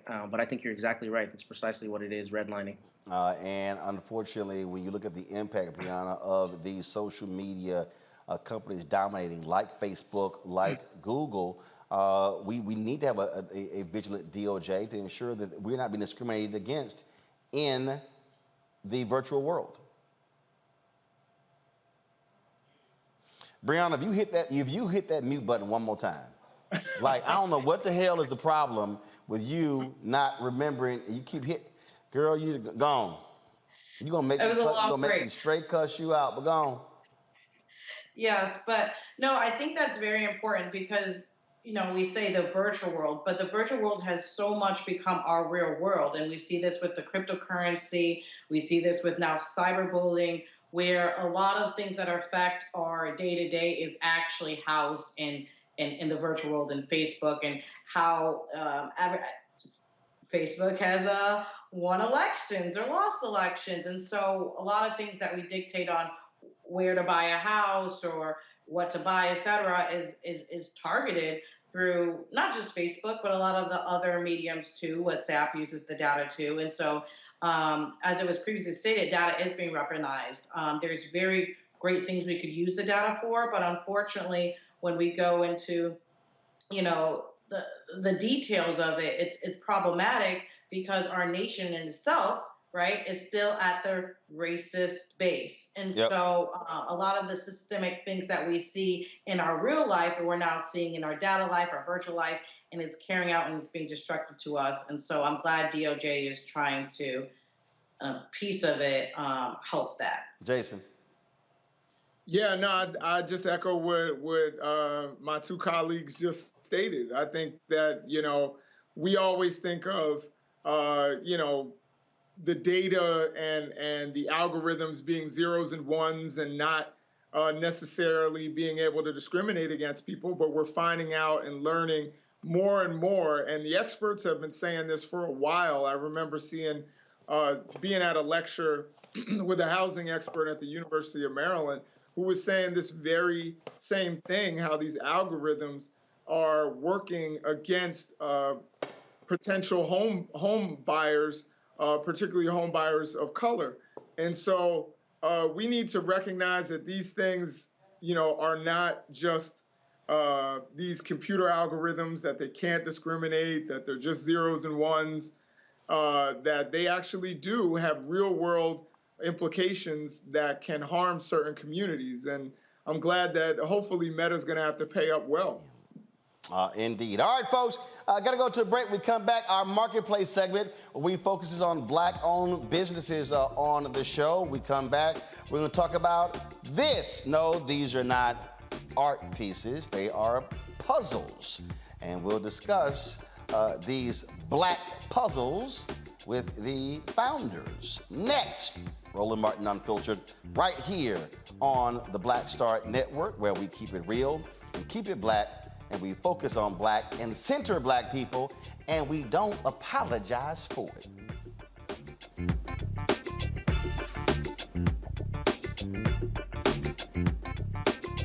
Love our new Alexa. It's a Buick. Yeah, Alexa. Buick. Alexa. It's a Buick. It's an Alexa. It's a Buick. It's an Alexa. Coach, that's a Buick. That's an Alexa. The Buick Enclave with available Alexa built-in. We're all impacted by the culture, whether we know it or not. From politics to music and entertainment, it's a huge part of our lives, and we're going to talk about it every day right here on The Culture with me, Faraji Muhammad, only on the Black Star Network. How about sushi? I just had sushi for lunch yesterday. How about tacos? Automatic emergency braking, one of 6 advanced safety features standard on every 2022 Chevy Equinox. Find new technology. Find new roads. Chevrolet. What's up, y'all? I'm Will Packer. I'm Chrisette Michelle. Hi, I'm Chaley Rose, and you're watching Roland Martin Unfiltered.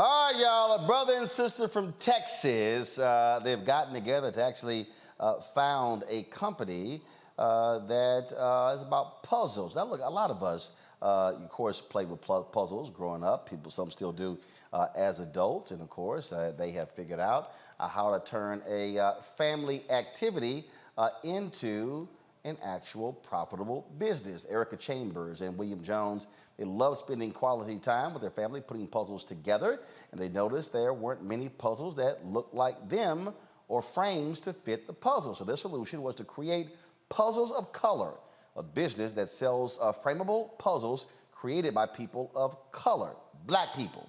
Erica and William, the co-founders of Puzzles of Color, join us from Richardson, Texas. Glad to have y'all on the show.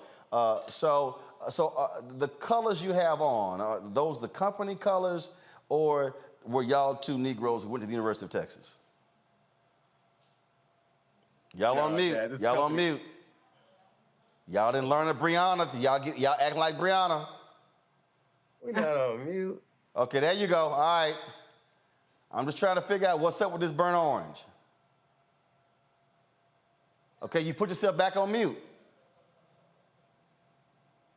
Okay. Now, there you go. All right. Okay. All right, so what's up with these burnt orange shirts? It's actually brown, but it's coming off as orange because of our lighting in here. All right, good, because I ain't gonna have to cuss y'all out. Okay, all right, I appreciate it. I'm a Texas A&M graduate, so we can't stand this. All right, so let's talk about these puzzles. So they're not just puzzles.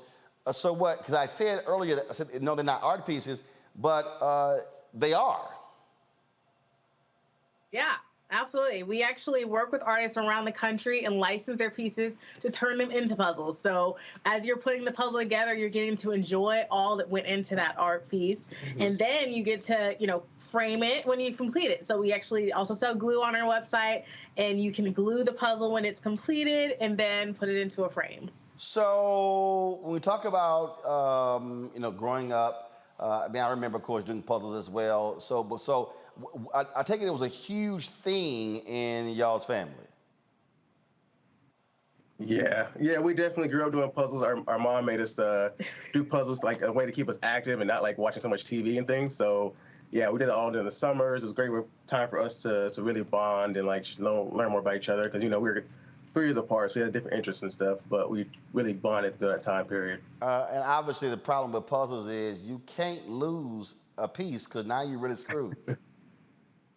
Yeah, we have had a few incidents of missing pieces, and then we actually had an Obama puzzle that we lost a piece, and recently my found out that my godmom had the same puzzle, so we were pulling the piece from her to put into our puzzle. But yeah, it's definitely one of the things that we actually try to do because we know what a pain it is to lose a piece is that if somebody misses a piece from one of our puzzles, then we will actually pull it from a sample piece so that we can send it to them so they can complete their puzzle. So how did you arrive at this in terms of, these really colorful, powerful art pieces, and so how did you come to that idea? Because that's not something that's frankly familiar. Yeah, well, we really wanted to when we grew up, we didn't see a lot of representation in ourselves and our puzzles, so we really wanted to bring that. That was the main focus of it. And then, of course, celebrating artists that are so, good and just wanted to, give them the platform to really show their art. And we wanted to find some work that was really vibrant and empowering pieces of art. So that's really what we were looking for. And that we were able to find out with a lot of our talented artists we have.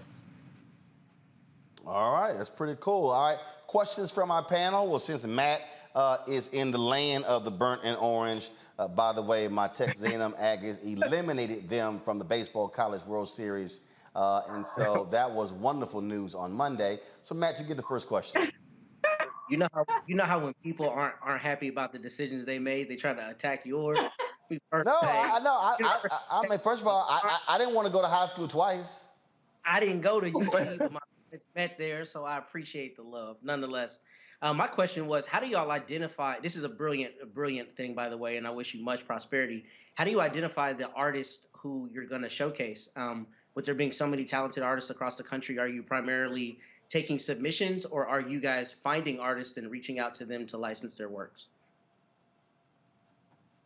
I would say it's a mix of both, actually. We have definitely reached out to a few artists, or mostly reached out to the artists, and we actually have had a few reach out to us. We have a submissions email you can submit to your art@Puzzles of Color, and we'll definitely look over your work and contact you if we're really thinking that's something we could, fit in our vision for the company, and we really want to like just like I said, bring uplifting images, something that like shows people of color in a positive light, and like something that people aren't like, the celebration. Yeah. Yeah. Well, it's a celebration of culture. We also, but as you said, there's so many talented artists that it's very, very difficult. We only have done like 7 a year so far. And we're hoping that we'll be able to start doing them more frequently so that we can reach out to even more artists. How many total puzzles have you done? We have 20 puzzles total, and we've worked with 18 artists. Okay, all right. Brianna, Brianna, next question if you're not on mute. I am not on mute. Thank you so much for this. The puzzles look gorgeous, and it's a great thing for us to have in a community of examples of Black art. As you said, you started off with your family, and it was very great for you. And I see puzzles, I think about kids. Is there a targeted age range that you're focusing on right now? Will it also be puzzles created for maybe toddlers or different generations in order to learn what our Black artists are experiencing and giving us? We don't have any for like toddler, like super, super young. Our smallest puzzle is actually 60 pieces, which is good for 4 to 8 is the age range that we have it for. And so that's the smallest that we have so far. Potentially we'll expand a little bit in the future.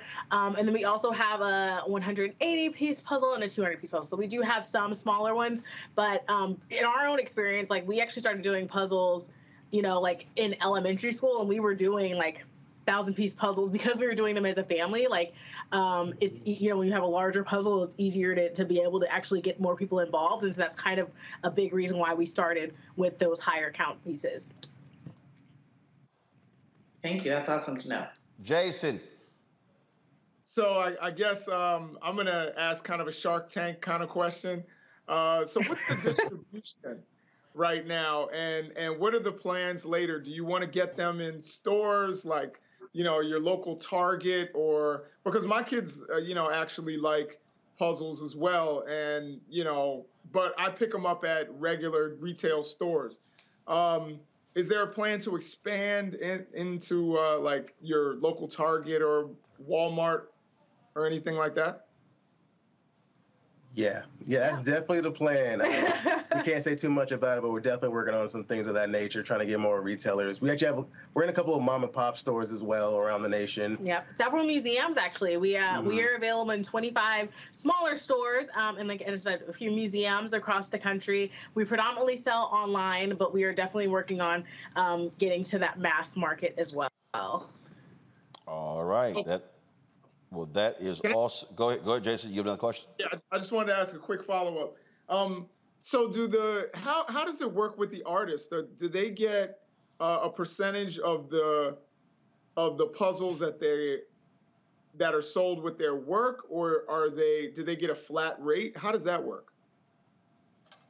Yeah, it's actually both. We do a flat rate, and then we after a certain threshold mark is hit, they get a percentage of the sales. All right, then. All right, folks, look, I appreciate it again. The website is puzzlesofcolor.com. That's where y'all can go. And so, okay, so did y'all create a promo code for people who are watching the show to buy your puzzles? So, see. You know what, did we? Lord have mercy. Lord have mercy. Coming to your email soon. Lord have mercy. All right, so let me help y'all out. When you come to a show like this here, you come with a promo code for the people who are watching. So when they buy it, then you're able to send me an email and say, man, we moved 1,000 units on your show. Absolutely. See, y'all got, I'm gonna need y'all. There was a promo code right now. Well, That's great. listen, we can do Roland, do the promo code Roland, it's 15% off. All right, so how much? 15%. Okay, so for all the people, all the folks watching Roland Martin Unfiltered on the Black Star Network, use the promo code ROLAND. You'll get 15% off the puzzles. How much are the puzzles? They are, our 500-piece puzzles are 27, and our 1,000-piece puzzles are 32. Okay, so 1,000-piece puzzles are $32. Come back to me, please. I'm trying to sell something, y'all. Thank you very much. So 1,000-piece puzzles are $32, and 500-piece puzzles are $27. Right? Absolutely. Right. So, folks, if you go to their website, puzzlesofcolor.com right now, I see y'all commenting in the chat rooms, and so you can go to puzzlesofcolor.com, use the promo code Roland, you get 15% off, and then I want y'all to send us an email and let me know how many puzzles that y'all sold in the last 24 hours. And what we also do with our marketplace segment, we also, of course, place this on all of our social media platforms as well. And so, again, good luck with the business. Thanks for coming on. Thank you for having us. All right, appreciate it. Thanks a bunch. Folks, final story here. Funeral services today were held for the late law school dean of North Carolina Central University. We told you that Brown Lewis had passed away unexpectedly in a hotel room in Colorado.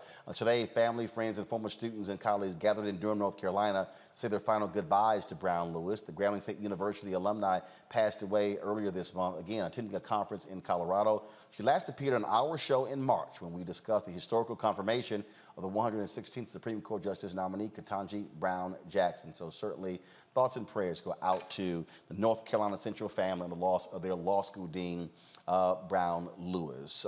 Jason, Brianna, Matt, thank you so very much for joining us on the show. Appreciate seeing you here. Brianna, we really got to work on that mute button thing. We're good. I'm just saying. Okay, so maybe part of the problem, you did too many squats earlier, and so therefore, see, Brianna, I know how, I remember everything. I know how to always bring that thing back. So maybe that was part of the problem. So I appreciate that. Matt, good luck with all the crying burnt orange tears in Austin after losing to my Aggies. And I know it just pains them as well. Let me go ahead and just show this right now. And I know that's going to really pain Matt, but it's all good. So Matt, I'm not sure if you actually saw this, but y'all go ahead and show Matt this here. So congratulations to my Texas A&M baseball team that will be in the semifinals of the Men's College World Series. We play Oklahoma tomorrow, and I cannot wait for us to beat them so I can immediately text DeMario Solomon-Simmons because he will be certainly pained by that reality. All right, folks, thanks a bunch. I appreciate all of y'all for being on the show. That's right, Matt. I'm going to hit you every time. Every time. Matt, what school did you go to? I went to Howard. I didn't even go to UT. See, look at. So you went to Howard undergrad and law school? No, I went to law school in Ohio, but that's not the point, brother. What law school in Ohio? University of Toledo. Okay, so you went to Howard, University of Toledo, but you live in Austin. No, I live in Corpus Christi, but I'm from Austin. Oh, you live in you from Austin. See, I'm gonna hit you anyway. It's all right. But if you were smart, you would at least rep Texas A&M Corpus Christi. See? I teach at Texas A&M Corpus Christi. See, you ain't even say that. All I gotta say is gag. Come on, man. No, remember, we send y'all money. Yeah, I guess that's true. You might want to calm your ass down, Matt. You might want to calm your ass down because y'all are part of the Texas A&M University system, which means that check you get comes from Texas A&M, right? Yeah, but I'm an adjunct. You know, they could kind of take me or leave me. You know how that works. Yeah, okay, but you don't mind cashing that check. All right, I appreciate it, y'all. Thanks a bunch. Folks, I will see y'all tomorrow right here on Roland Martin Unfiltered on the Black Star Network. I'll be live in Atlanta. I'm going there for an Acura event, test driving some of the vehicles, and also talking to them about being a sponsor on the Black Star Network. Oh, y'all know I don't play when it comes to the money. All right, y'all, that's it. Again, puzzlesofcolor.com, promo code Roland. Y'all can see the puzzles right here. Promo code Roland, 15% off. 1,000-piece puzzles are $32. 500-piece puzzles are $27. I appreciate it. And to the staff, do not touch these damn puzzles. I know some of y'all, especially Lanny. I know my niece, Yola ass, she always doing puzzles. Henry, control room, shot. I know who. All of them. Look at, they all in there talking about taking dibs I busting all of y'all. I know all of y'all like some crackheads. Carol Gant. I'm giving a full name. Carol, what are you talking about? That's mine. Carol Gant, right there. I ain't give you a damn full name. Give you a whole government name. Y'all see all of them. Lanny La ass stand up. You can't tell because she's short. So when she stand up, you still think she's sitting down. So she was already eyeing. I knew you were eyeing these puzzles. No, I'm gonna make y'all take a current event quiz and to see who wins. See, now y'all putting y'all hands down because they don't know nothing, y'all, about current events. I'm like, Lord have mercy. Lord, y'all 2 hours into, I ain't gonna say their names. I am not gonna say Kenneth and Sydney's name, but I ain't gonna tell that story today. I ain't gonna hurt their feelings. Because we interviewed Governor Doug Wilder in Virginia, Richmond, Virginia. We were in the Roller-mobile, and I was hitting him with some questions, and all I got was like a deer in the head, like, look, I was like, Lord. Oh, I said, didn't y'all go to HBCUs? Y'all know none of these black people I'm mentioning? Man, it was a rough ride down to Richmond, Virginia. All right, that's it, y'all. We gotta go, and I am gonna do this one day. I thought about this here.